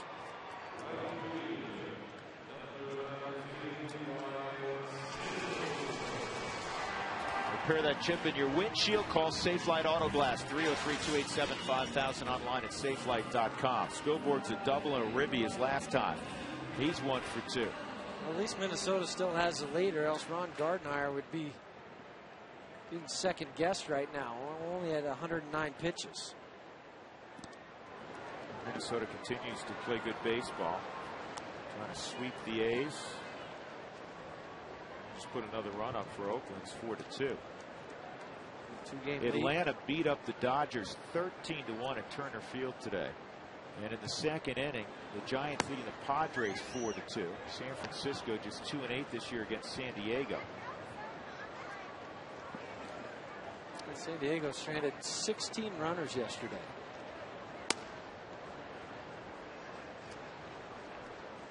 That's a lot of folks. Lincecum's on the hill today for the Giants. 2-1 on Spilborgs, 3-1 with Gonzalez on deck. There's Jair Jurgens against Padilla for the Dodgers. I guess Jurgens happier than Padilla right now. 13-1 final. Ball 4. So Spilborgs goes to first with 2 outs, and here comes Gonzalez. 0 for 2, but he had an RBI ground out in the third inning for RBI number 79 for Gonzalez.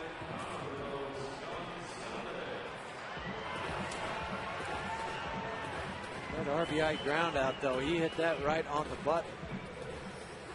You know what? They had the scoreboard wrong. Let me correct something.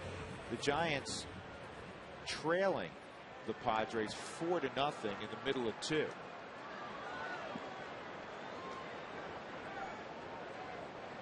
So Lincecum getting hit around evidently. Inside on Gonzalez, 1-0.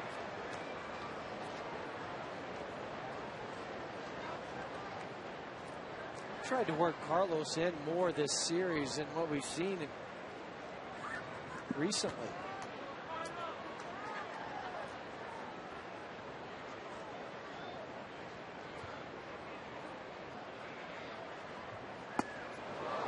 Big swing, no baseball, 1-1. Well, his last time up, they tried to work him in, and then they tried to work him over his head. Yeah. Figure, well, as hot as he's been, and one of the leaders in batting average, he hit the double the other way the other night. Hit a ball into the right center field gap. They're not quite sure where to pitch him.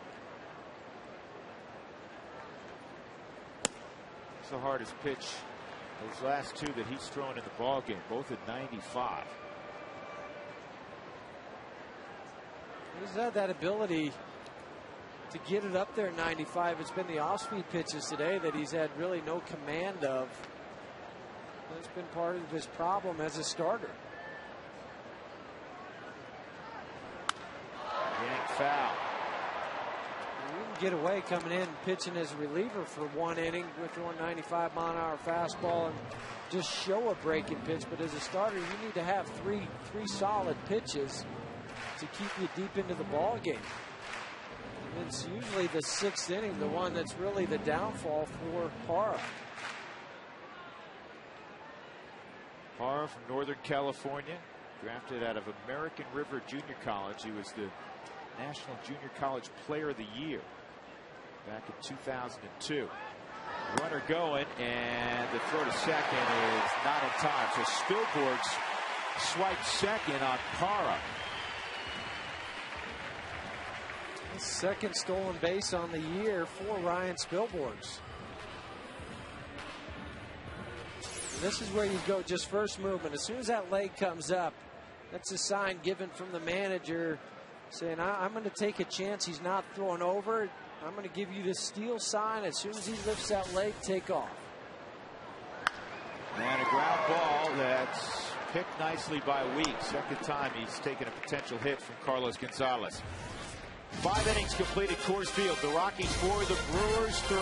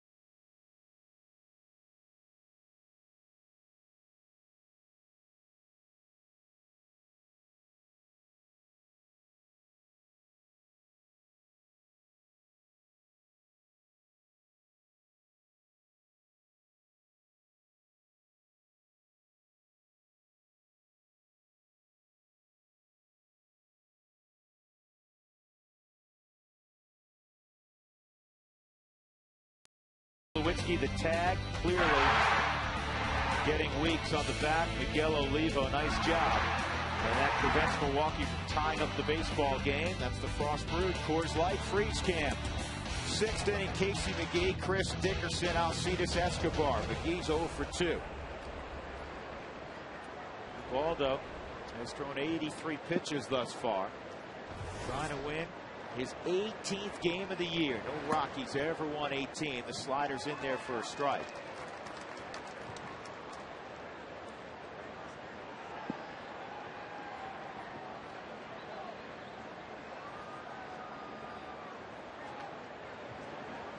Another slider, another strike. Back-to-back sliders. Struck him out in that first inning, looking with the lock him up fastball away.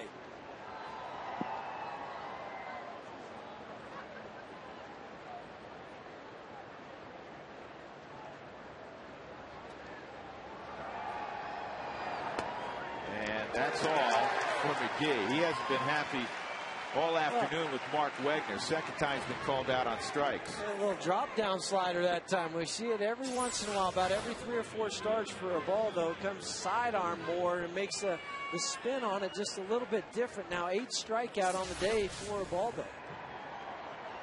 And that'll bring up a guy he has fanned twice, Chris Dickerson.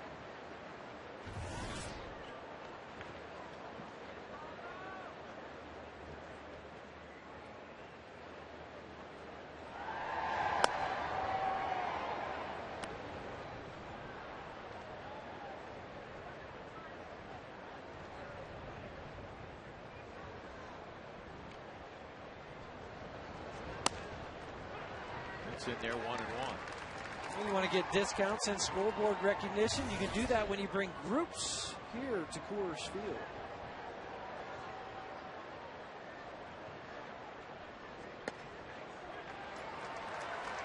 Now 1-2.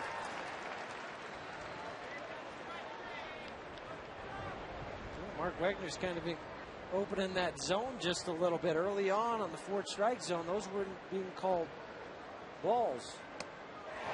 And the trifecta for Dickerson. Punch out number 9 for Jimenez. He just overpowered him. Overpowered him with the 4-seam fastball. Great look from the Hyundai cam. Miguel reaching up. Another one off the plate and away. Dickerson stood no chance.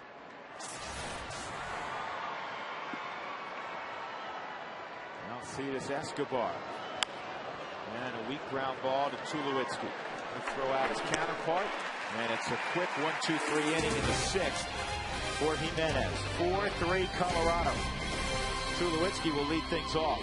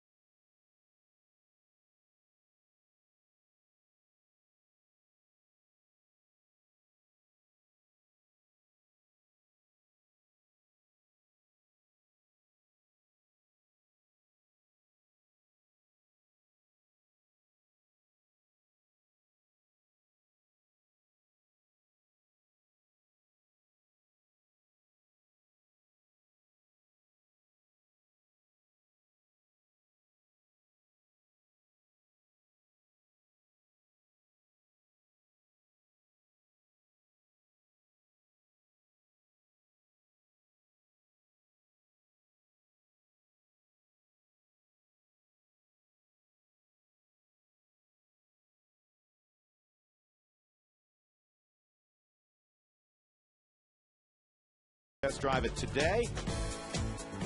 Tomorrow's an off day. Rockies late in the day will travel to Los Angeles. 3 against the Dodgers Tuesday, Wednesday, Thursday night. On to Phoenix, Arizona, the home of the Arizona Diamondbacks over the weekend, and then it's home to play the Atlanta Braves. Schedule for the Rockies over the next several days.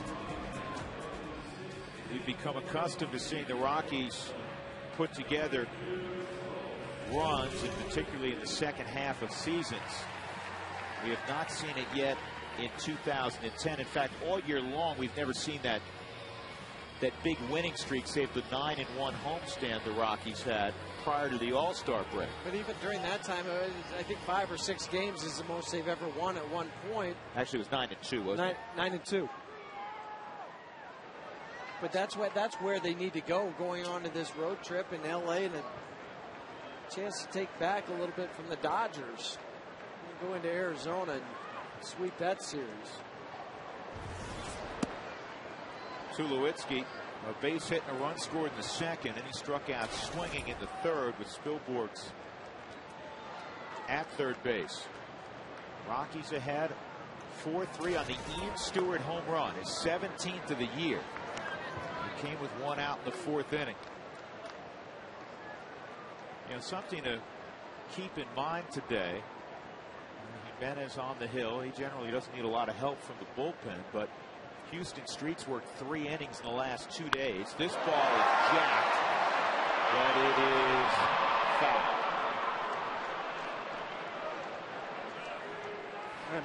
Matt Belial's worked 2 innings the last two nights. And 2 of the guys that you like to turn to on the plus side late in ball games have had a heavy workload. One good thing, though, is tomorrow is a day off, as you mentioned, so you can sneak maybe an out or 2 out of one of those guys. You might have to do it. It's a strike. Well, you know one thing. With Matt Belial and with Houston Street, they're not going to turn down the baseball. Well, and now's the time of the year where you can't. If you need to go out and win a ball game, you have to do it. Time to rest in November. This ball high in deep left field, and this one is on the field side of the pole. Up on the concourse. 5-3 Colorado. Number 12 for Tulowitzki.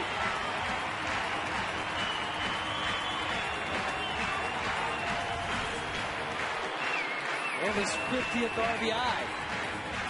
There's no doubt about that one when it left the bat.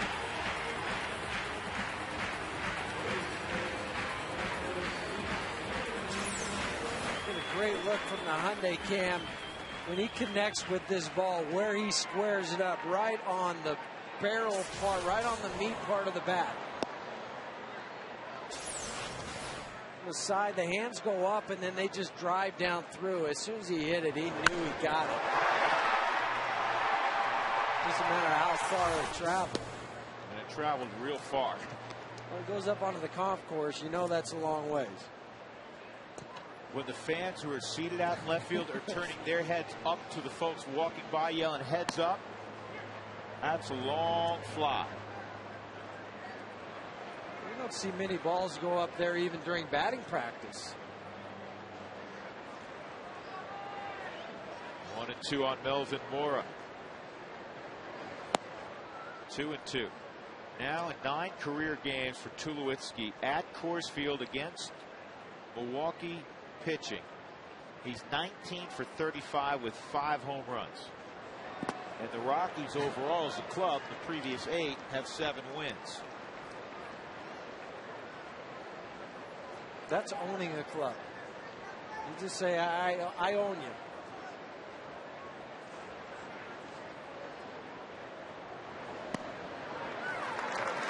Mora draws a walk. And that'll bring up Stewart.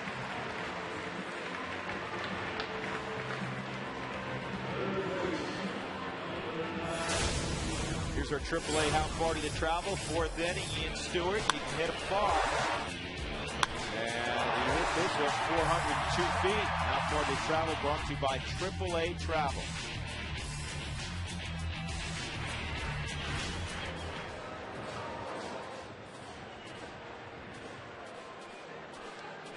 It's the 6th inning. I mentioned it last inning. This is the inning that Parra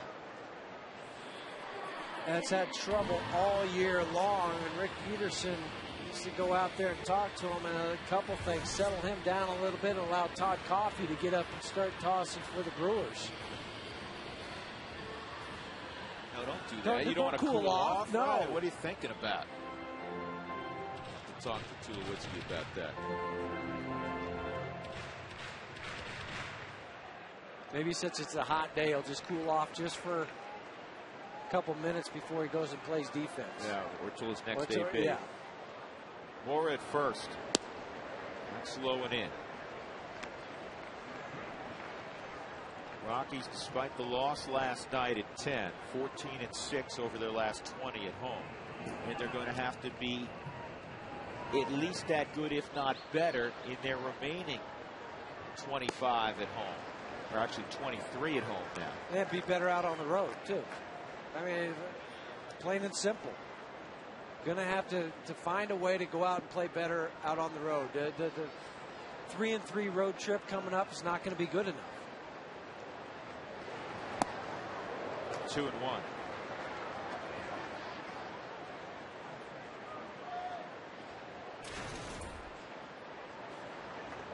This road trip, you're facing a team, the Dodgers, that you never know what you're going to get, to be honest. They've been much better at home than out on the road. And Arizona has the ability, as this ball flipped to right, to score a lot of runs, but their pitching staff's awful.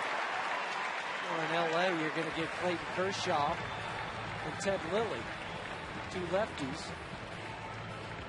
2 on for Miguel Olivo. Time for today's Quest high-speed pitch. The 2 guys who can run it up there pretty good.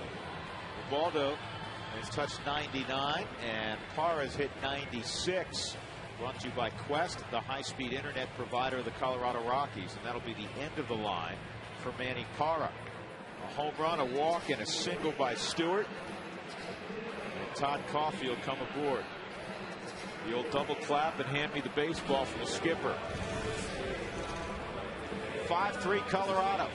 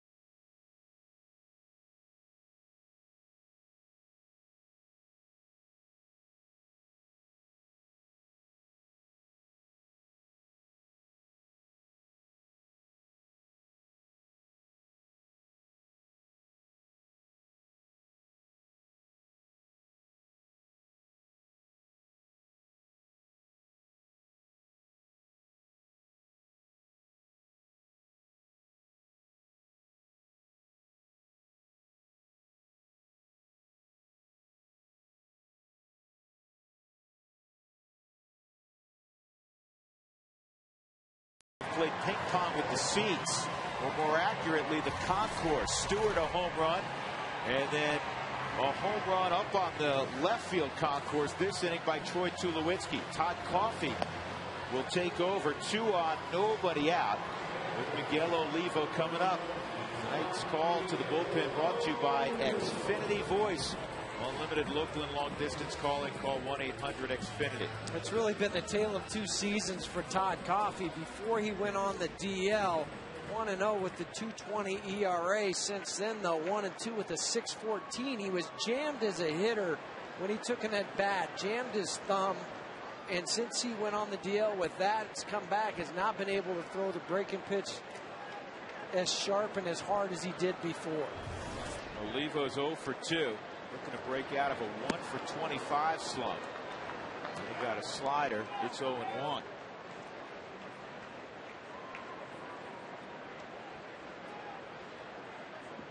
Still my player to bank on. I just have a feeling about you're going to break out of that slump at some point.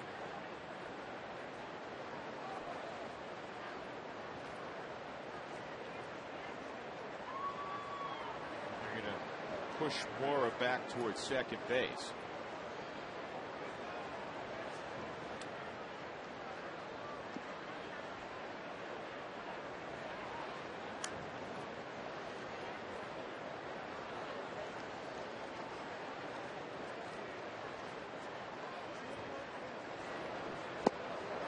Big swing and a miss. It's 0-2.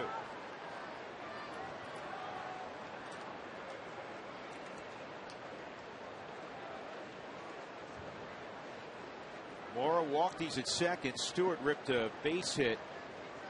He is at first. Varmus behind Olivo.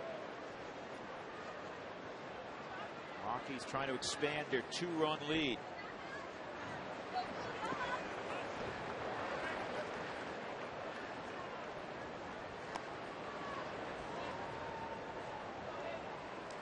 The Brewers second in the league in runs scored to Cincinnati. The Rockies are third.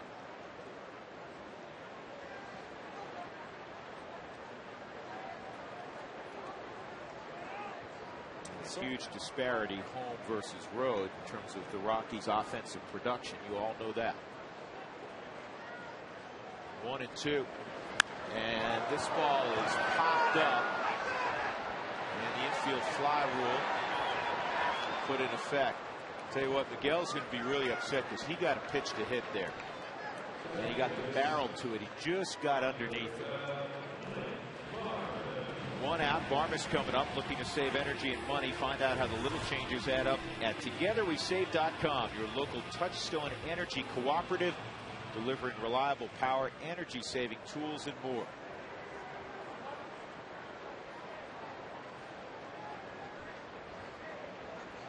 So 1 out. Varmus out of the 8-hole with 2 on. Flynn has struck out twice. He takes ball 1. Coffee fastball anywhere from 92 to 94 miles an hour. Slider 80 to 86.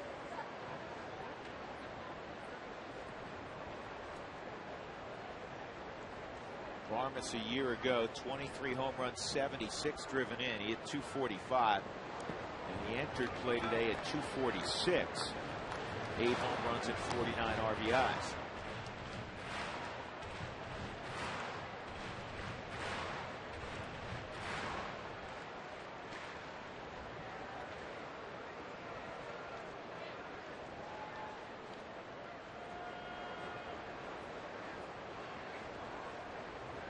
It's just a little message from TR in case you have the bases loaded and only 1 out. Watch for the squeeze sign.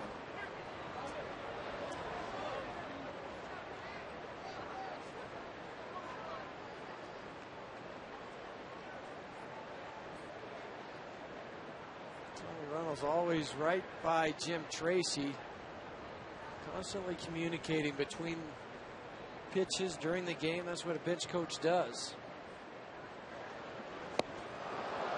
2-2.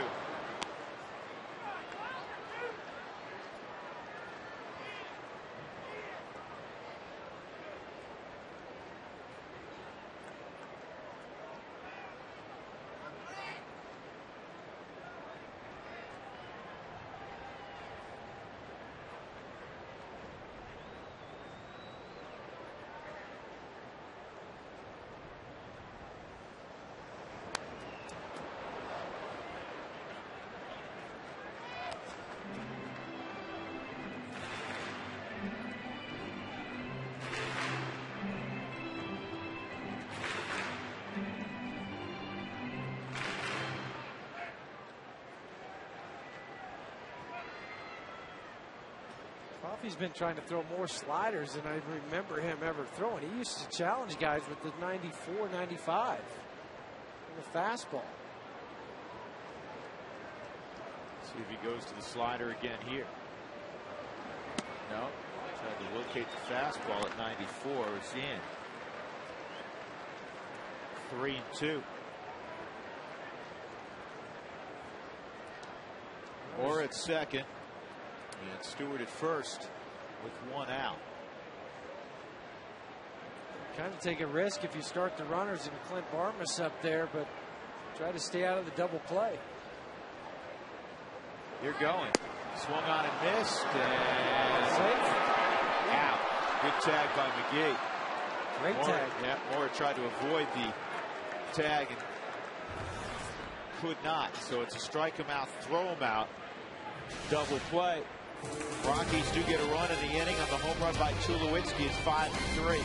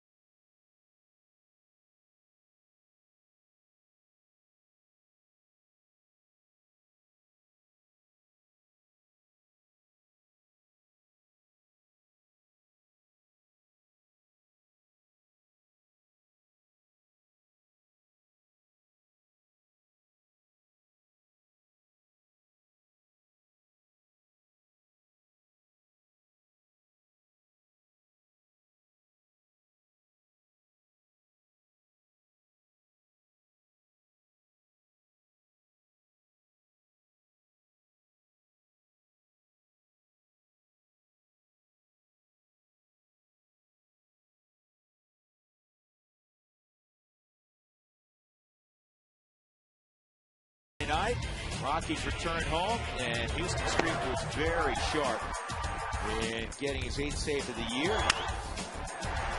Would end the ball game against the Brewers. Houston worked the 9th and 10th inning last night and took the loss. Looking to save energy and money? Find out how the little changes add up at TogetherWeSave.com. Your local Touchstone Energy cooperative, delivering reliable power, energy-saving tools, and more. This is Gutierrez, the catcher, who hits 8th for the Brewers. He's 0 for 2 against Ubaldo. And that's in there for a strike. It's 1-1. Rockies up 5-3, 7th inning. Ubaldo has thrown 93 pitches thus far. He gave up all 3 runs in the 3rd inning. 4 straight hits, so Weeks triple. A ball that was misjudged by Carlos Gonzalez. This is a high fly ball to right field, playable for Spilborghs. And then a single, a double, and another single by Fielder, driving in 2 more runs. 1 out. Let's check in with Lana Rizzo with today's Great Colorado Payback Sideline Report.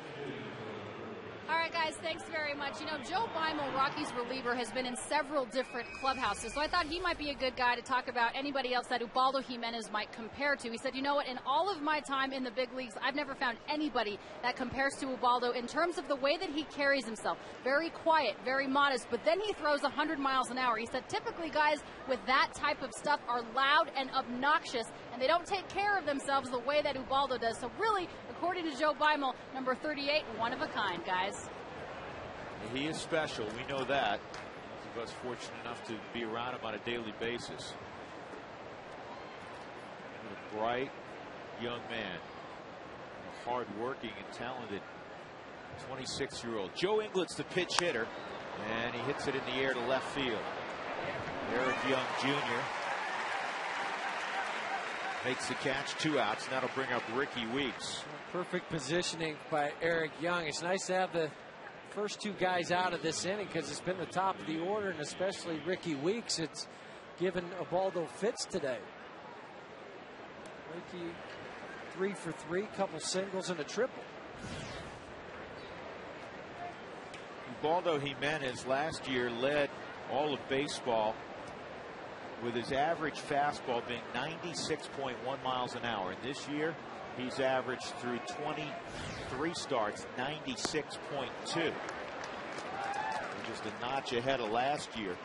And if you look at his breakdown with the slider, the curveball, this change and split finger, the only thing he's doing differently this year is throwing a little more strikes, obviously. He's throwing the split a little bit more. This ball is hit to the gap in left center field. He just can't get Ricky Weeks. Weeks is 4 for 4. 2 singles, a triple, and now a double.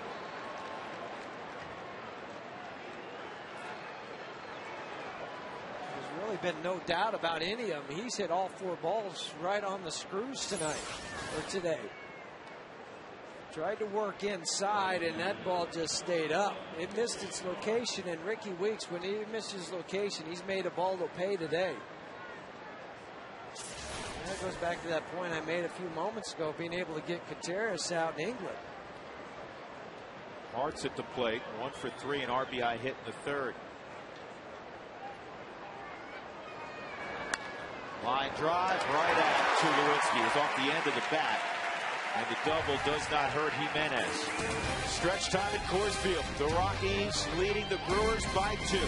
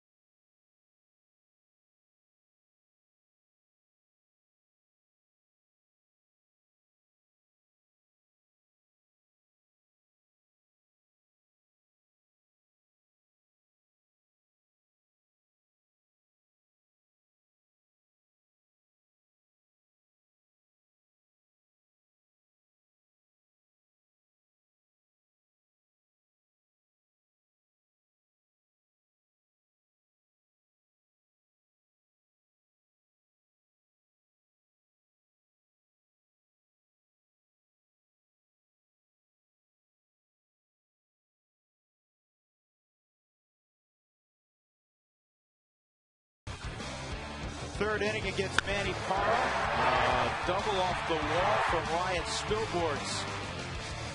Got the Rockies going, and an RBI ground out would tie it up off the bat of Carlos Gonzalez. Eric Young Jr., who had reached on a base hit. In the 4th inning, Ian Stewart with his 17th home run of the year, just 2nd against the Southpaw this year. 4-3 Colorado, and then Troy Tulowitzki hit a bomb to make it 5-3. This up on the concourse against Para.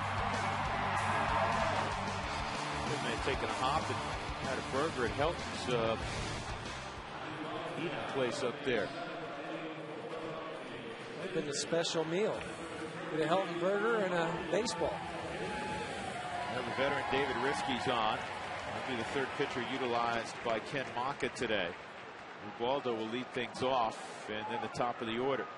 Risky's still trying to recover from Tommy John surgery that he had. Last 9 appearances have not been kind to David Risky. 10 earned runs in 10 innings.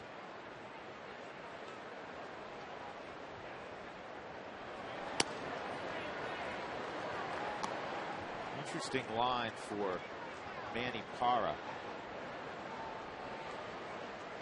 He gave up 5 runs, only 2 of which were earned.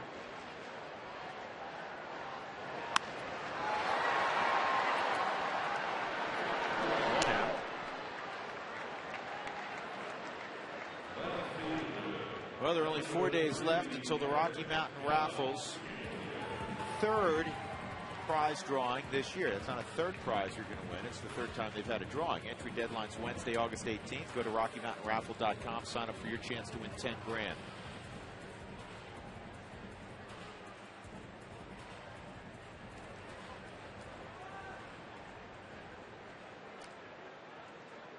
UI 1 for 3, couple strikeouts, and the base hit in the third inning in which he would come around and score.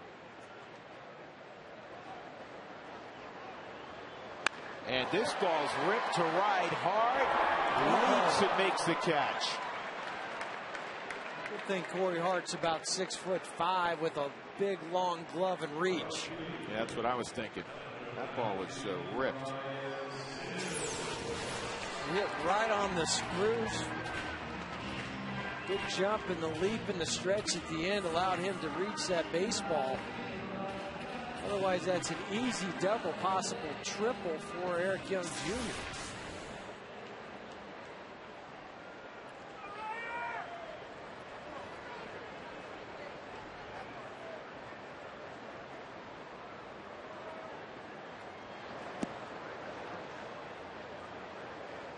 You can follow the Rockies on your phone with MLB.com at bat, featuring highlights and much, much more.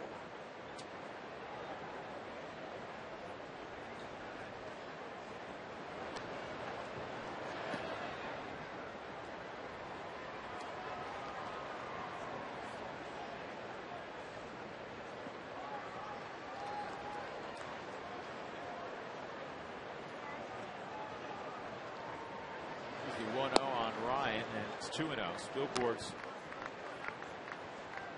through June 4th hit 217 with 3 home runs. Since then, he's hit 308 with 6 home runs. Good pitch to work with here. Oh, maybe not. 2-1. Right idea, just bad execution. You're thinking 2-0. I'm going to try to lift and separate a little bit. Unfortunately, the ball was up by his head and he just got caught. I've seen those guys, those type of swings be check swing back to the pitcher, and then you're really frustrated. 2-2.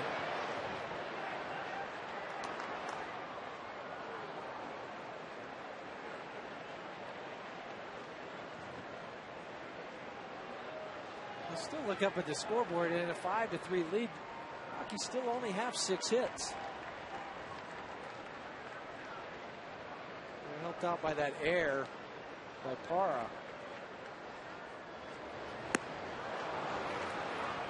1, 2, 3, 7th inning for Risky. We'll go to the 8th. The Rockies 5 and the Brewers 3.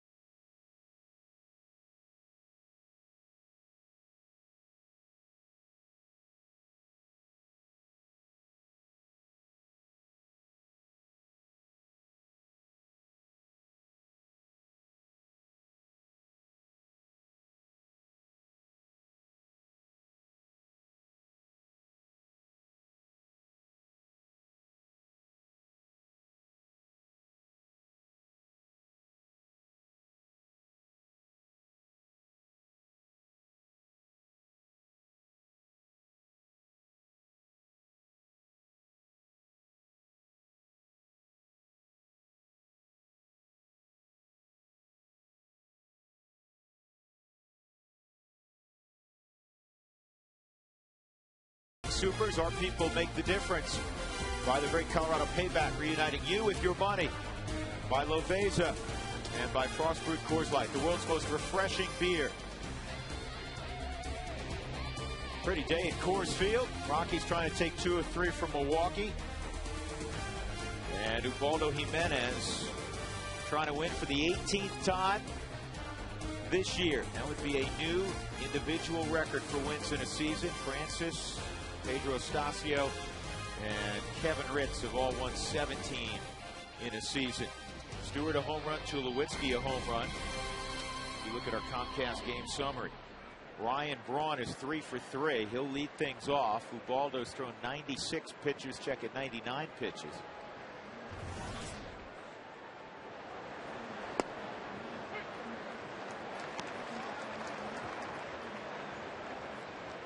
Crowd just announced it's a sellout, 48,133, 9th sellout of the year.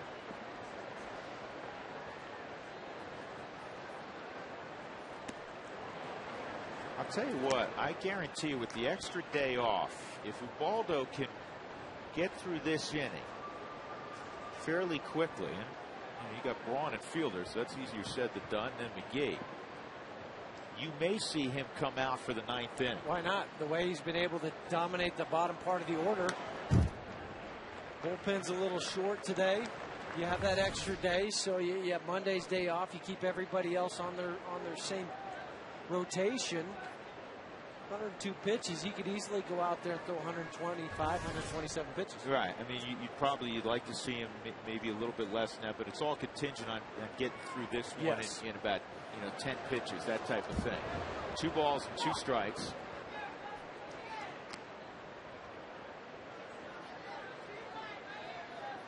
The manager always has to prepare a couple innings ahead, and also for the current inning. You have Betancourt going in this inning in case Ubaldo were to falter here, and you have Beimel also going on the left side. You've got a couple lefties, obviously Prince Fielder, but then Chris Dickerson a couple doors down. Strike 3. First time he's been able to get Braun, and that's his 10th strikeout of the ball game, and that was a huge one. A slider a lot like the one he struck out Casey McGee back in the 6th inning. Drop down just a little bit more, get a little bit more sideways spin on it. Top of the zone. Wegner calling Ryan Braun out.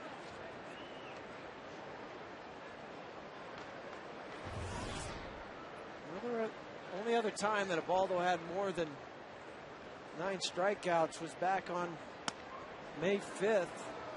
May 3rd, excuse me, against San Diego, where he had 13 strikeouts.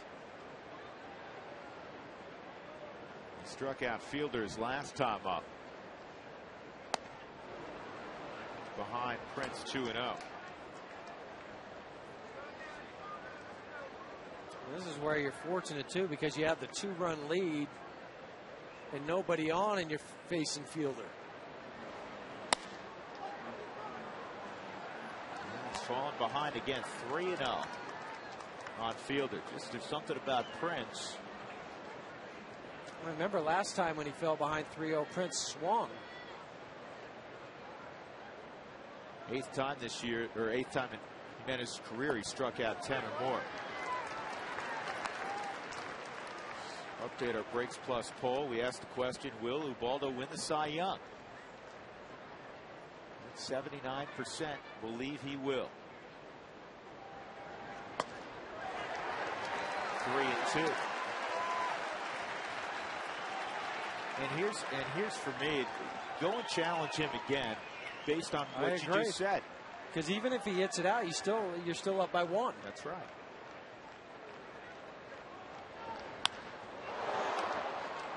Base hit. He did go after him with a fastball. So Fielder aboard for McGee. And from this portion of the lineup down, the Brewers are 0 for 15.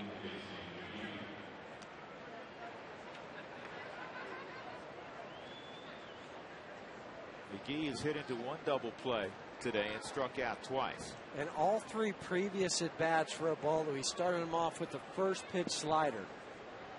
Change the pattern? No.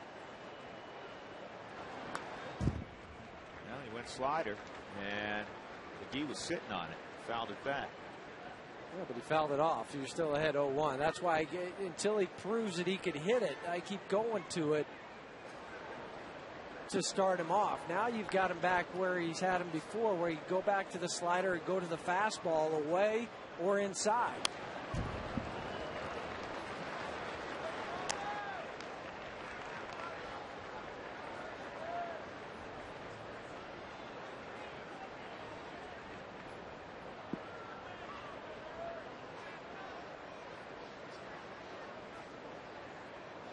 Oh, and 2.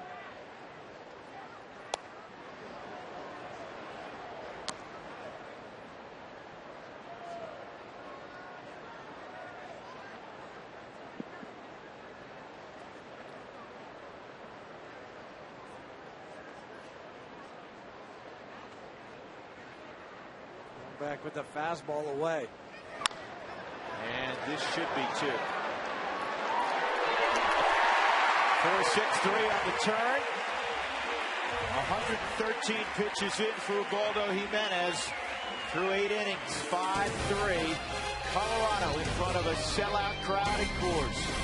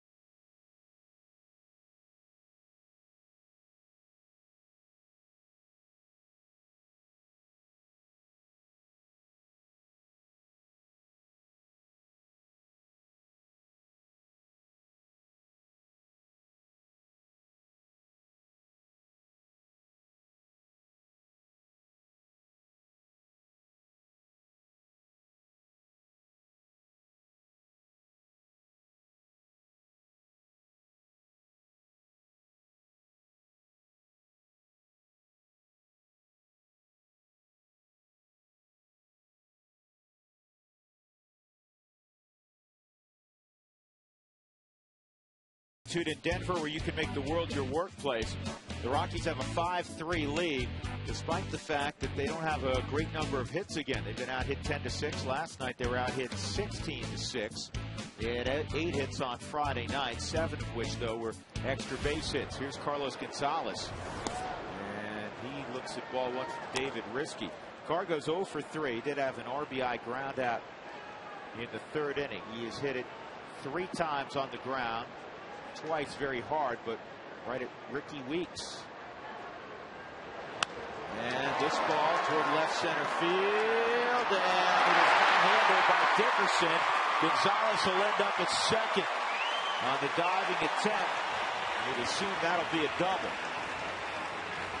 He had it in his glove, but I think when his arms hit the ground, it jarred the baseball loose. Just didn't quite settle into that webbing enough for Chris Dickerson. It just shows you the range that Dickerson has. Yeah, that went right off his thumb back out towards the end of his glove. It is ruled a double, and rightfully so for Carlos Gonzalez. And Cargo his 21st double of the year. He also has 6 triples and 25 home runs. Speaking of home runs, Tulowitzki hit his 12th in his last at bat, and Cargo just flat out stole on David Risky. I mean, if the bags were 120 feet apart, he would have stolen third. That was like a Little League steal where the pitcher did not even look at him. He took off running before he delivered it home.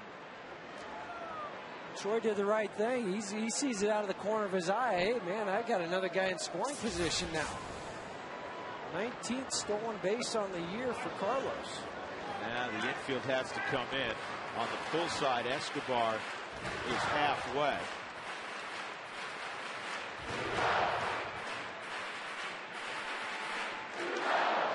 Most of the time, even with a plus runner at third, correct me if I'm wrong on this, with nobody out, you won't go on contact. See it through. See it through because you don't want to take the chance of getting thrown out at home when you still have another opportunity. Especially in this place in the order. Yeah, you're at 4, 5, and 6, so go ahead and stay back. See it through. And as a base runner at third base, that's an easy read for you too, because you kind of wait that extra half beat, see it by those guys, and you jog in home. Of course, if the ball's in the air, you immediately go back to the bag and tag up.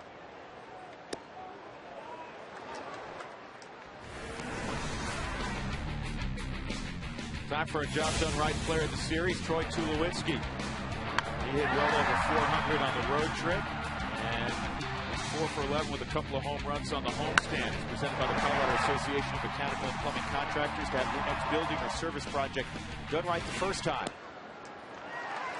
Visit jobdoneright.org. A walk to Tulowitzki. And now 2 on for Melvin Mora.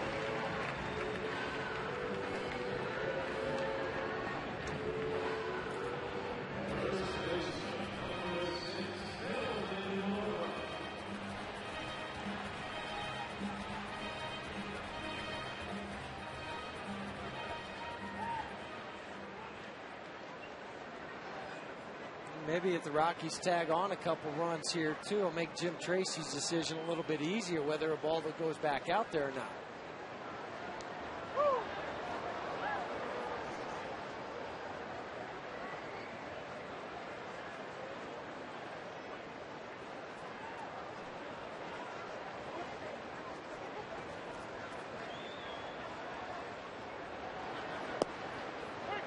Strike on Melvin.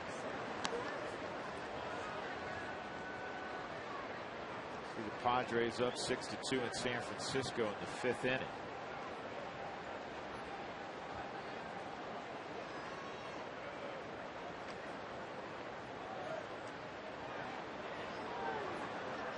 We saw that move, trying to think what ball game it was. Didn't involve the Rockies. Saw it by a pitcher the other day. The only problem was there was no runner on third.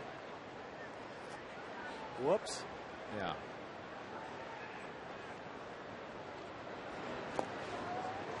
Walked the guy at first to second.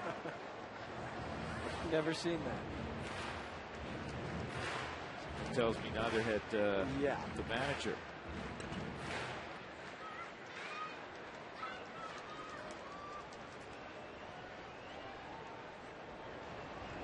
Players forget how many outs there are from time to time. Broadcasters forget how many outs there are time to time. This ball is hit a long way foul. I guess every once in a while a pitcher forgets exactly who's on base.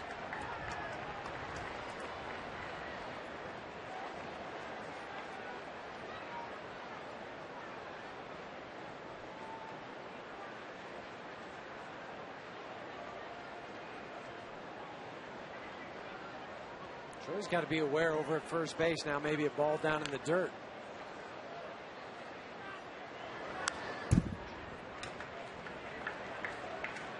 Fans receive $10 to $15 in free concessions with powered tickets available every game. But Albert Pujols hit his 30th home run in the first inning today for the Cardinals. They're at home against the Cubs. Cubs are winning 9-4 in the ninth. First 10 years in the league, he has hit at least 30 home runs in every season. That has never been done before.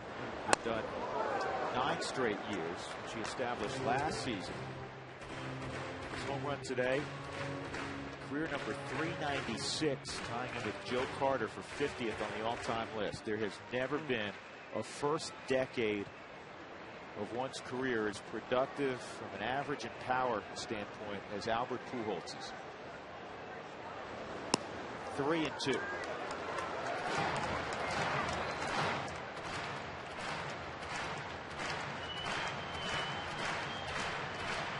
Now we'll see if Troy's on the move over at first base. I'm going to try that old third to first again, though, before they deliver the ball home.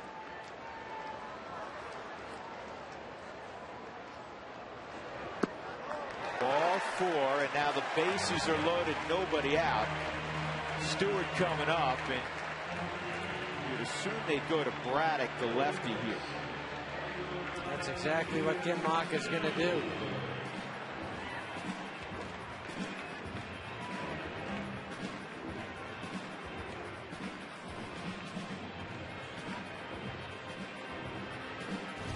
Five-3 Colorado, threatening to blow it open here in the bottom of the 8th.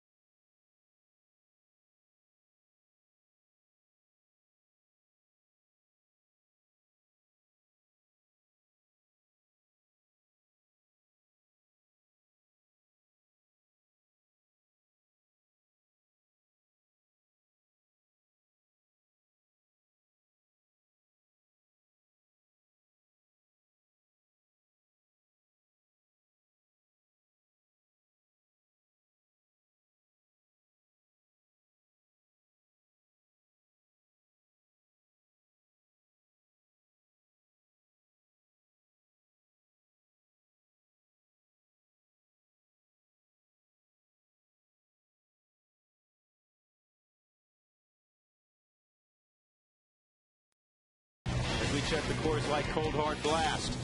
Let's go back to the 4th inning. Manny Parra, and that breaking ball has hit 402 feet in the seats in right. 17th home run for Stewart. It gave the Rockies a 4-3 lead at the time. It's our Coors Light Cold Hard Blast. An RBI in the 2nd inning on a sac fly. He also hit a bullet of a single in the 6th. 2 for 2. 2 ribbies for Stewart. And a chance for several more right here. Zach Braddock is on. Hard throwing left-hander. 93 to 97 miles an hour.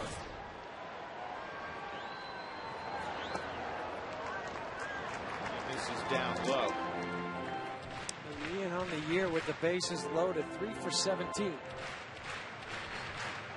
Braddock, a guy that, as you said, can reach the upper 90s with the fastball. He's a man on the left side, but he's the number 2 option to Chris Capuano, and the reason is he walks a lot of guys. He's walked 14 in 23 innings. And that, I'm not mentioning the former pitcher in this game, David Risky, but that is a risky proposition. Well, you're going to bring in a guy out of the bullpen in a close ball game. It's kind of what like the Rockies had with Franklin Morales at times. 1-1. 1-2. You love the stuff, but if it's always 3-1. Well, especially at this level. You can get away with it down at AAA, AA. You can't do it here. And that's why guys sometimes have to shuttle back and forth between AAA and the big leagues because of that. Here's the 1-2. Able to fight that pitch off just enough. That was up and in off the hands of Ian Stewart.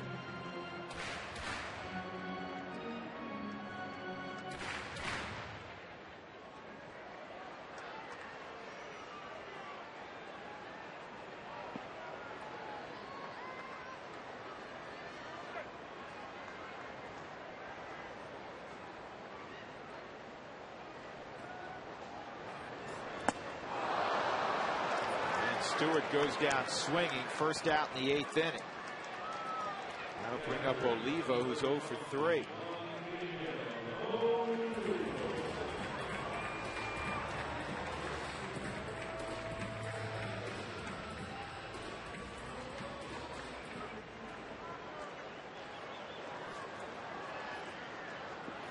The corners are still in for the Brewers, but the middle guys have been able to move back more into double play depth for 2 up the middle.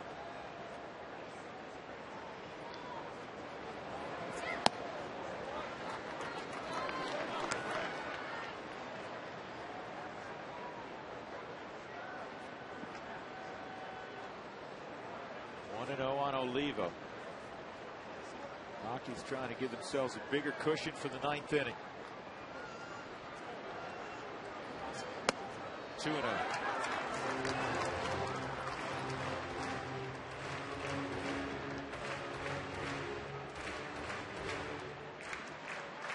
If your windshield has issues, call Safelite Auto Glass 303-287-5000, online at safelight.com. 2-0 on Miguel Olivo. You get yourself, Huey, and every player's been there. You get yourself in a slump, and you start almost predetermining if you're gonna swing. 2-0, and Miguel got all wound up, and he couldn't slow himself down, even though the pitch was up and out of the strike zone. Yeah, every hitter that's in one of those 1 for 25s, 1 for 26, everybody does it. That's a strike. 2-2. Instead of being 3-0 just a second ago, now all of a sudden it's 2-2. Miguel was looking for something away, but the Southwest Sky Cam showed it was on the corner.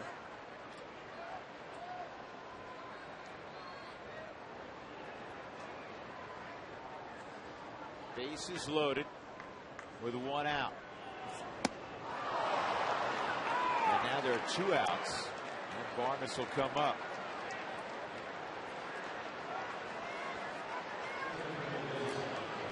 Vargas has had a rough afternoon at the plate. Clint has struck out 3 times. 1 productive swing here. You can forget about the first 3 ABs. Gonzalez doubled. He's at third. Tulowitzki at second. He walked. Mora walked. He's at first.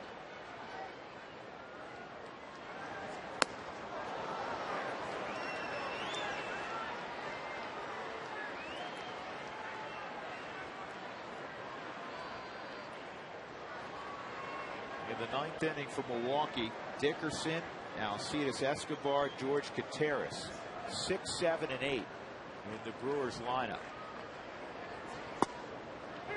0-2. Now the Rockies a strike away from not getting a run in a bases loaded, nobody out situation. That's a cardinal sin in baseball. It's kind of a microcosm of what's been happening lately.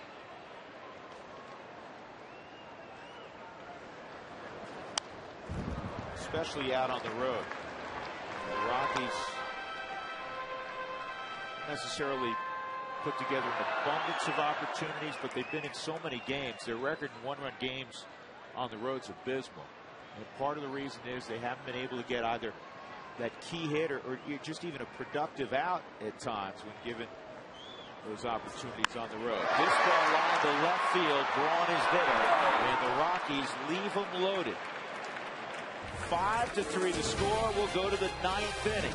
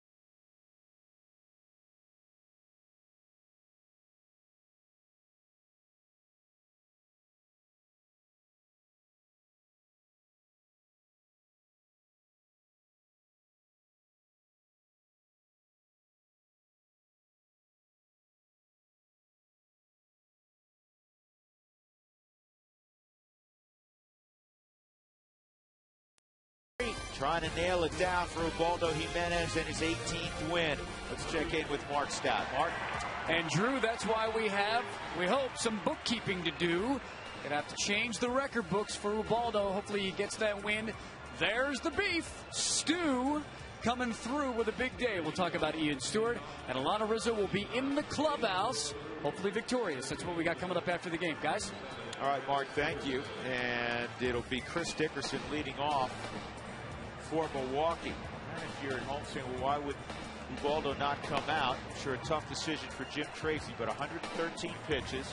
And one of the things that pitching coaches and managers look at is how stressful were the pitches thrown. And a number of the pitches came with traffic because Ubaldo gave up 10 hits. So it's not like, 90 of the 113 were, nobody on base and just a ground ball, that type of thing. Well, only 3 of the innings today did he go 1, 2, 3. The other 5 innings, there was traffic out there, including the last one with Prince Fielder. Then you had to get the double play in the first inning, in the third inning, in the 5th inning. I mean, those were some high stressful pitch counts. So Street, who's been busy, misses the outside corner, ball 1. Houston got the save on Friday, got the loss yesterday. He worked 2 innings, the 9th and 10th. And the good thing, too, he's got the bottom part of the order.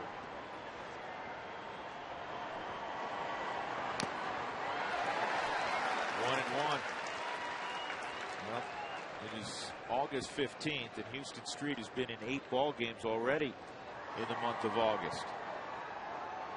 It's 3 months of the season. The shoulder ailment, spring training. Dexter Fowler's in center field. This ball's pretty well hit. He leaps. He took a home run away from Dickerson. Tip of the cap, too, to Dexter Fowler from Chris Dickerson. 2 games now for Dexter Fowler at home, saving a possible home run off the bat of an opposing player. This one he goes back, finds the wall, leaps. That basketball skill came in handy. How many times has he done that this year? I know 3 off the top of my head. And he saved Houston Street when he robbed Alfonso Soriano of a game-tying home run against the Cubs a couple of weeks ago. 1 out. This is Escobar. Off camera, Dickerson, after tipping his cap, stopped on the top step of the dugout to look back at the video board and watch the catch.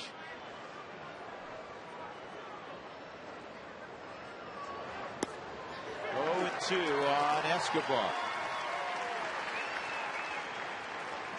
Yeah, I can't believe he caught it. That's what he's saying right now in the dugout to the rest of the guys.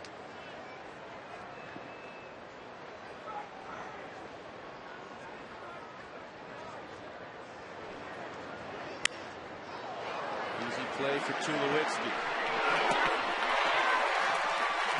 2 outs.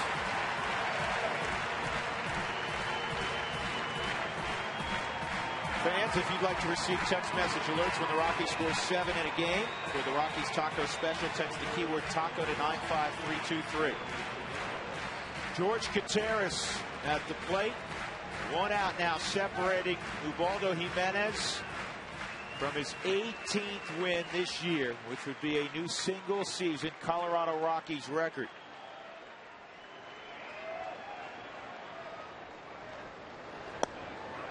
Just beneath the knees, ball 1.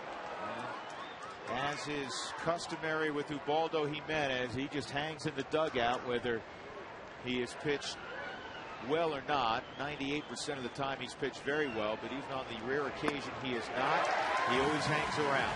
He didn't go back into the dugout, start the ice, get undressed, do anything like that. He's out there always supporting his teammates. 1 ball and 1 strike on Gutierrez. 8 innings of work. 3 runs, 10 hits allowed by Jimenez. He walked just 1, struck out 10. And now it's 1 and 2. And the 10 punch outs for Ubaldo. The second most in a game this year to 13 Padres he punched out in May.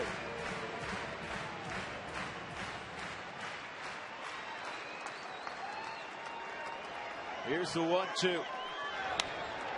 And a base hit to right. And that'll bring up the tying run. It'll be Craig Counsell.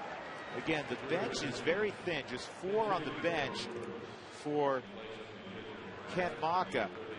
And really nobody that you fear to hit the ball over the wall. Most teams have that one guy that they hope to utilize for a big swing opportunity late, a Matt Stairs type. Right. The Rockies have a Jason Giambi when Seth Smith doesn't start, as he didn't today, a Seth Smith. Ken Maka doesn't have that guy. No, and it's really short, too. And this is the 3rd time in 3 games now that Craig Counsell has faced Houston Street. And he's 1 for 2. He singled against him yesterday. And then he promptly got picked off in the 9th inning.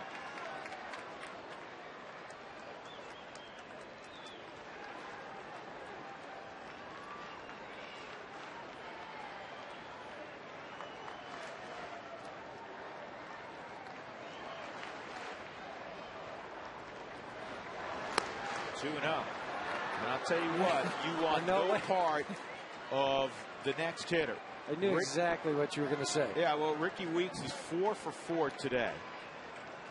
And Ricky Weeks has 23 home runs. And he's seeing the ball extremely well today. That's the other thing. All 4 of his hits have been right on the screws. He has not missed a pitch when it's been hung. Go after this guy. And that's way outside 3-0. And the sellout crowd, I'm sure, is very much aware of who's in the on-deck circle and what he's done today. And again, it's not just today. He's a middle-of-the-order guy hitting at the top of the order because Milwaukee has guys named Braun and Fielder occupying the middle spots. 3-1.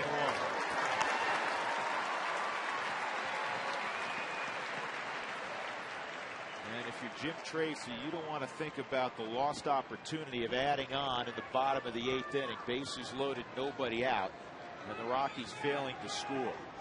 You want to see Street get that 3rd out right here against Counsell. Runner going, and it's a ground ball. Foul. Good play by Mora. He's hugging the line naturally. Making the emphatic call was Dan Iasanya at first. They're playing the no doubles. That's why Melvin was able to get there. Melvin was about a step and a half away from first, backs up, makes the play wisely, starting to run after the bag until they call it foul. Keep continuing with the play. Slider or fastball? Your changeup also is something Street uses to lefties. What do you think? Sinking fastball away.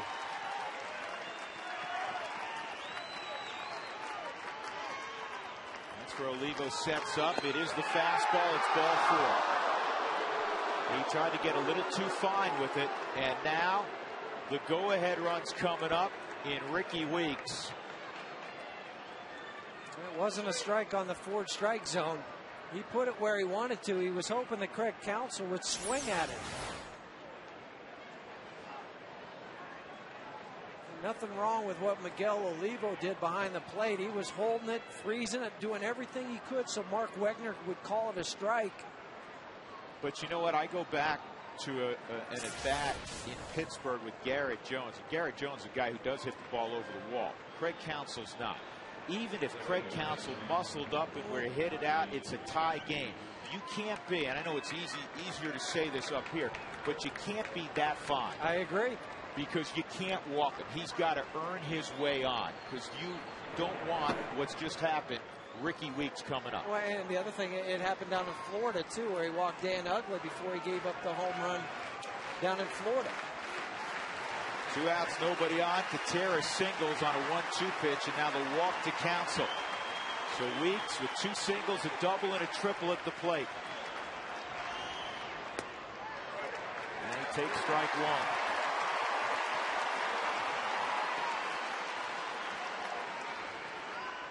Well, the outfielders for the Rockies are almost on the warning track.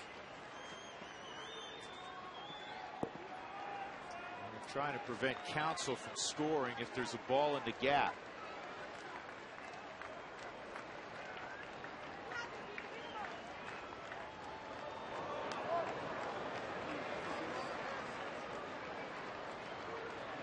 I understand why Houston did that, but as an infielder, your whole thought process is, I'm not giving up my range. I'm not going to worry about the guy at second base too much. I want to make sure I can get to a ball that I know I should be able to. Yeah, the guy at second's immaterial.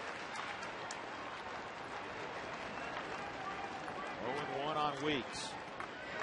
Good pitch, 2-strike count.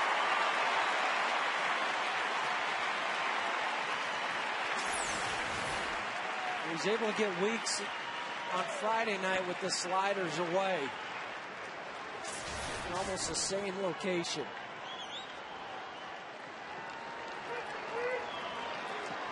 Now you got to live away in this situation.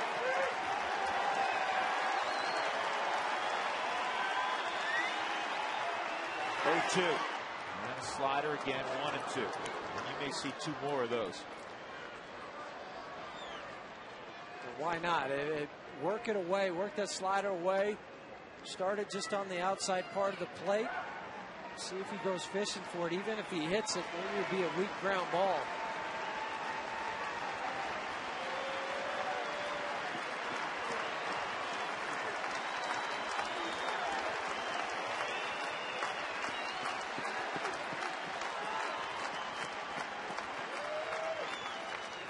Two on and 2 outs. 1 and 2 on Ricky Weeks. And he hits it. And now the tying runs at second with Corey Hart coming up. And again, is this a little bit of fatigue? Street working his 3rd straight ball game. You have Betancourt firing away. If you're Jim Tracy, do you continue with Street? Or do you go bring in Rafael Betancourt? I'm just a little surprised they tried to go into Ricky Weeks. Instead of working him away, if he's going to beat you, make him beat you going the opposite way. That's always the rule of thumb late in the ball game.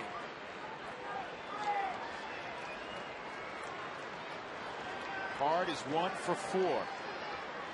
Another guy with big time power. 0-1. 3 for 10 this year with the bases loaded.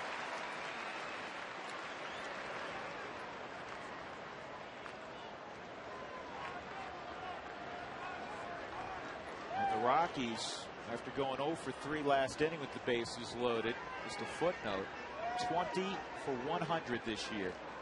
That's last in baseball, a 200 average with the bases loaded. Hard to believe with the lineup they can present. Here's the 0-1. 1-1.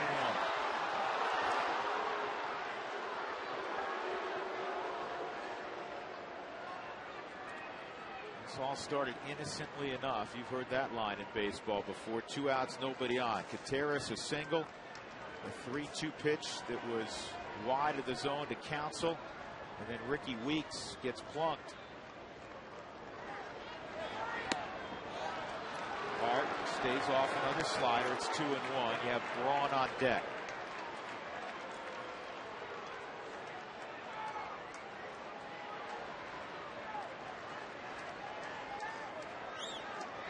Braun is 2 for 2 in his career off the street.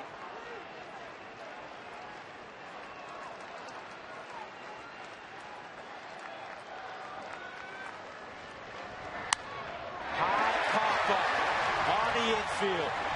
Barnes calling for it. Now the wind taking it big time. Oh, he missed the baseball.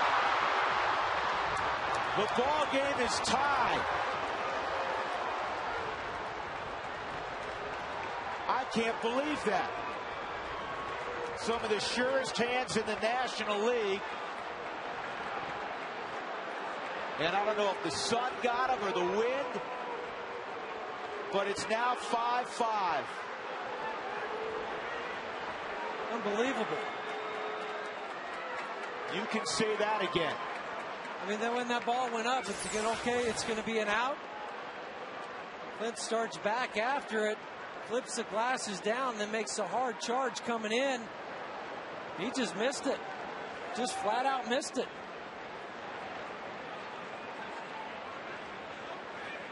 And Ubaldo Jimenez, who is one strike away from winning his 18th game, will get a no decision.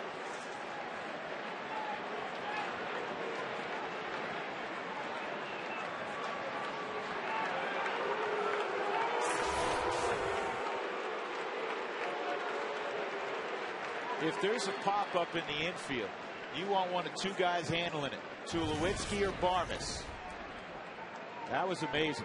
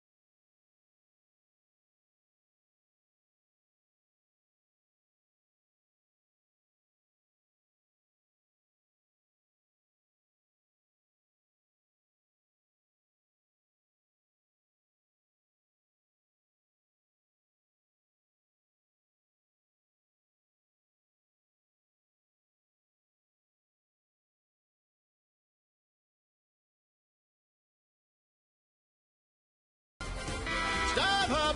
This season, it's easier than ever to buy and sell Rockies tickets on StubHub, the official fan-to-fan marketplace of the Colorado Rockies. By Dex One, Marketing Solutions, business results. By Geico, 15 minutes can save you 15% or more on car insurance. And by Xfinity Voice, unlimited local and long distance, call 1-800-XFINITY. It's hard to determine if the sun got Clint Barmes. There is some wind up there, but not a dramatic amount of wind for a guy that has as sure hands as Clint Barmes. The Rockies have made some changes. They've double switched. Barmes comes out. He made the last out. Helton's in the ballgame. Morris slides to second base, and Ryan Braun is at the plate, first and third, 2 outs. This entire crowd, those that didn't think it was a foregone conclusion, have left, and I bring up that bottom of the 8th once again. Bases loaded, nobody out. You didn't think it was that big a deal at the time because the Rockies still had a 5-3 lead. Now you realize how big a deal it was. 2 punch outs and a line out. Yeah, not being able to extend it. It's just been a theme, a reoccurring theme too often. And this is pulled foul. And Ryan Braun, I think, is going to need a new bat. He got that off toward the end of the bat. You get Corey Hart to pop up, and you were an infielder for 10+ years in the big leagues, and when you saw him drop step, that's okay. Fine. But when you see all of a sudden the sprint in, not just a mild adjustment, but a major adjustment, that's when you realize he really didn't see it. Yeah, he was in trouble because he flipped down the glasses and then came in after it. But looking up at the flags, they're not blowing a whole lot. The sun doesn't look like to be at that angle where it's going to pose a big problem. He just missed it. 8th error on the season for Clint Barmes.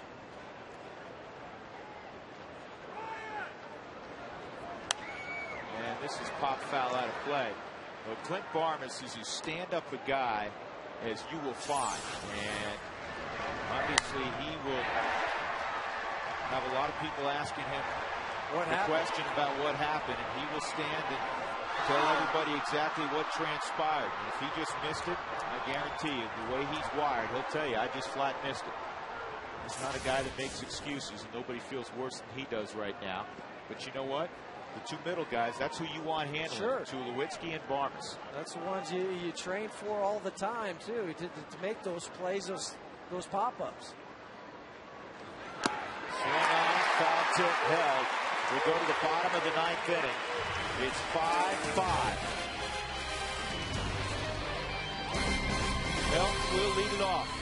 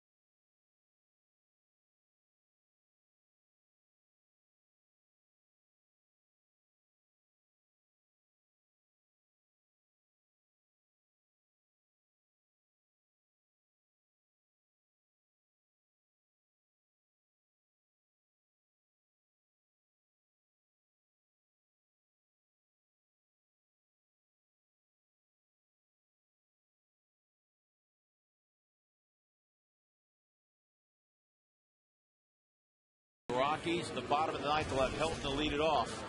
All it needs one. After the game on Rockies Weekly with Jim Tracy, join the skipper and the FSN crew in Cooperstown as Jim Tracy makes his way through the Baseball Hall of Fame. We'll also get a recap of the Mets series, the Brewers series, and a conversation with Jim Tracy. Boy, this can be a cruel game at times. Barmes is hoping that the Rockies can scratch out a run here and make it a happy day in the bottom of the ninth inning.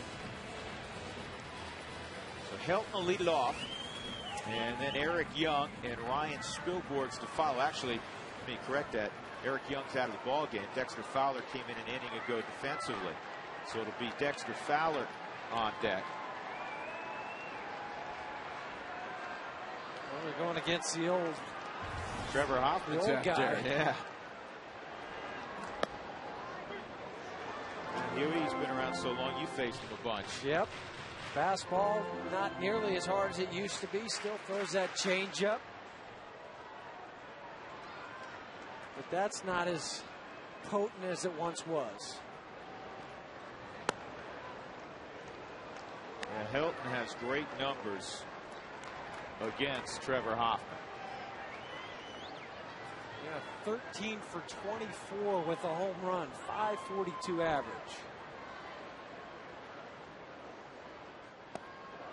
That's that good changeup. 1-2.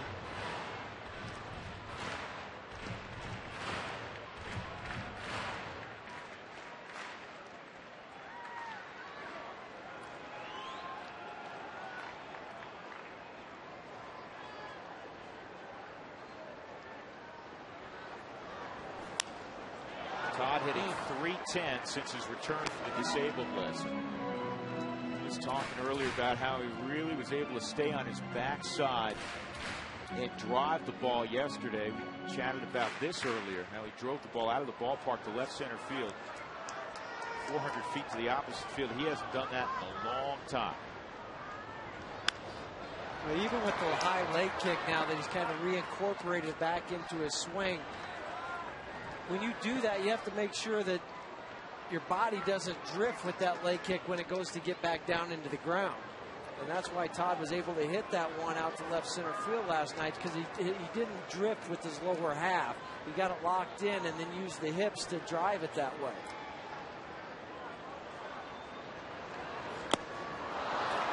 And Hoffman strikes out Helton, 1 out.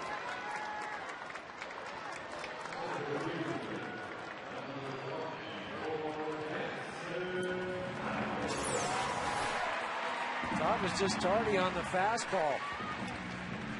Trying to foul it off, worked underneath it, just nicked it a little bit before it went in the glove of Gutierrez.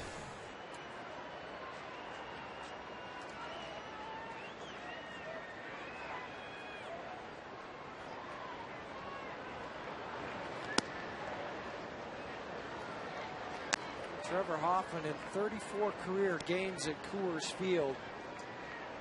2-4 with the .567.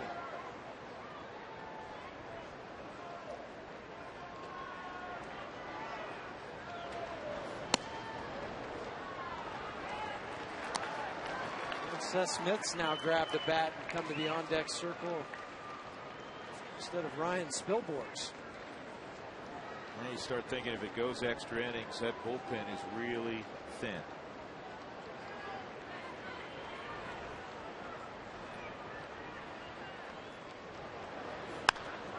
On the ground, and it sneaks to the right side. And Dexter may try for 2. And he is in. Can he run? He turned it on. He saw that the ball was going to slow down in the grass. Corey Hart coming quickly. And Dexter made it easily. A roller through the right side turns into a double. He hits it past the diving fielder who was playing in because of the bunt. And now when Dexter hits first base, he really locks it in and gets motoring towards second. That just goes back to that speed we were talking about in last night's broadcast. It never takes a day off. You never can replace that. Now they're going to have a choice on what they're going to do here. You got to pitch to Seth Smith, and then if you're able to get him out, probably walk Gonzalez to get right on right and get to Tulo. Yeah, I mean, if this ball cued to third, I was going to say, if you're thinking walk Smith, I don't think you want to try to set up a double play with Carlos Gonzalez, not when you're talking about one of the top hitters in the National League. Now, let's pick your poison. You want Cargo or you want Tulowitzki? You're going to have to deal with one of them. Well, Gonzalez is 1 for 2 in his career off of Trevor. Troy's 1 for 4.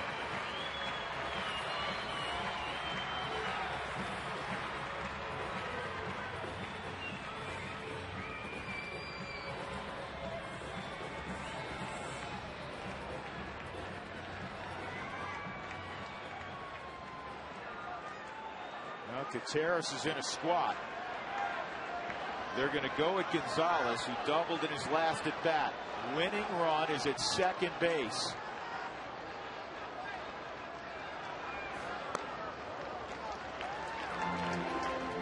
Changeup. And maybe with a guy like Trevor Hoffman out on the hill, that Ken Maka has the confidence that go ahead and try to get him to fish at something. The thing about him is he can hit pitches that are 4 or 5 inches off the plate. 2-0. The other good thing too is you've got the great speed out at second. So yeah, base hit in the game. Yeah. I mean, the game's over. You can forget about how strong an outfield arm is because of the way Dexter runs. 2-0.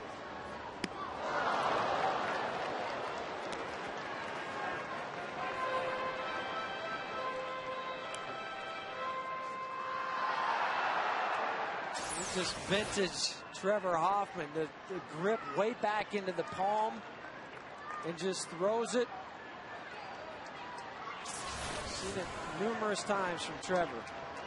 2-1. You sit on a changeup here? Yep.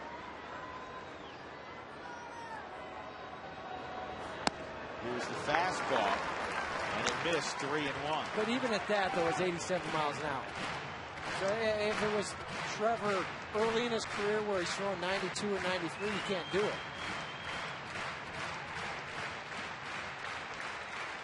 They sit soft again here. 3-1.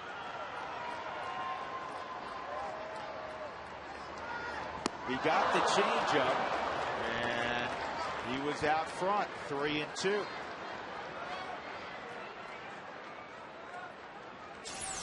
This one was up, but the same pitch that we saw a few moments ago from Trevor on the Hyundai cam, that one just stayed up, and Carlos was out in front of it just a little bit.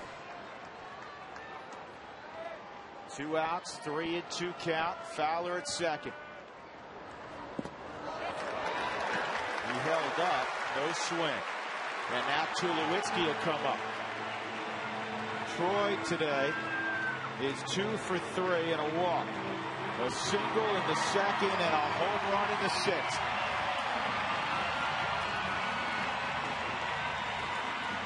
Back to back, you deal with the 2 best hitters in the Rockies lineup and 2 guys that absolutely relish these moments.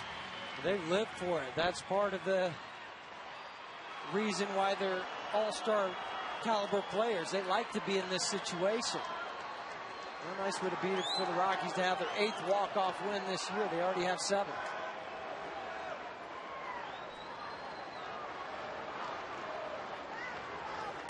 Back up the middle. Weed Styles can't get it. That'll be the ball game. Here comes Fowler. Tulowitzki gets it done. Rockies win it 6-5. A little different than they anticipated, but it is a win nevertheless. Troy Tulowitzki, the single up the middle against Trevor Hoffman. 6-5 Colorado. Wasn't going to wait around long, Drew. He went after that first pitch that he saw that was up, hit it right back up the middle. Ricky Weeks made a heck of an effort to try to knock it down and stop it from going to the outfield. And he was shaded up the middle. But once it kicked away about 10 feet, Dexter was going to score easily. Betancourt gets the win. Hoffman takes the loss. Betancourt's 1-1. Hoffman 2-6. The Rockies improved to 61-56. The Brewers fall to 55-64. Today's delivery of the game is brought to you by Jimmy John's. Troy Tulowitzki getting it done again. And kudos to Dexter Fowler for turning what is a single for every other player just about baseball into a double with 1 out. Rockies win it 6-5.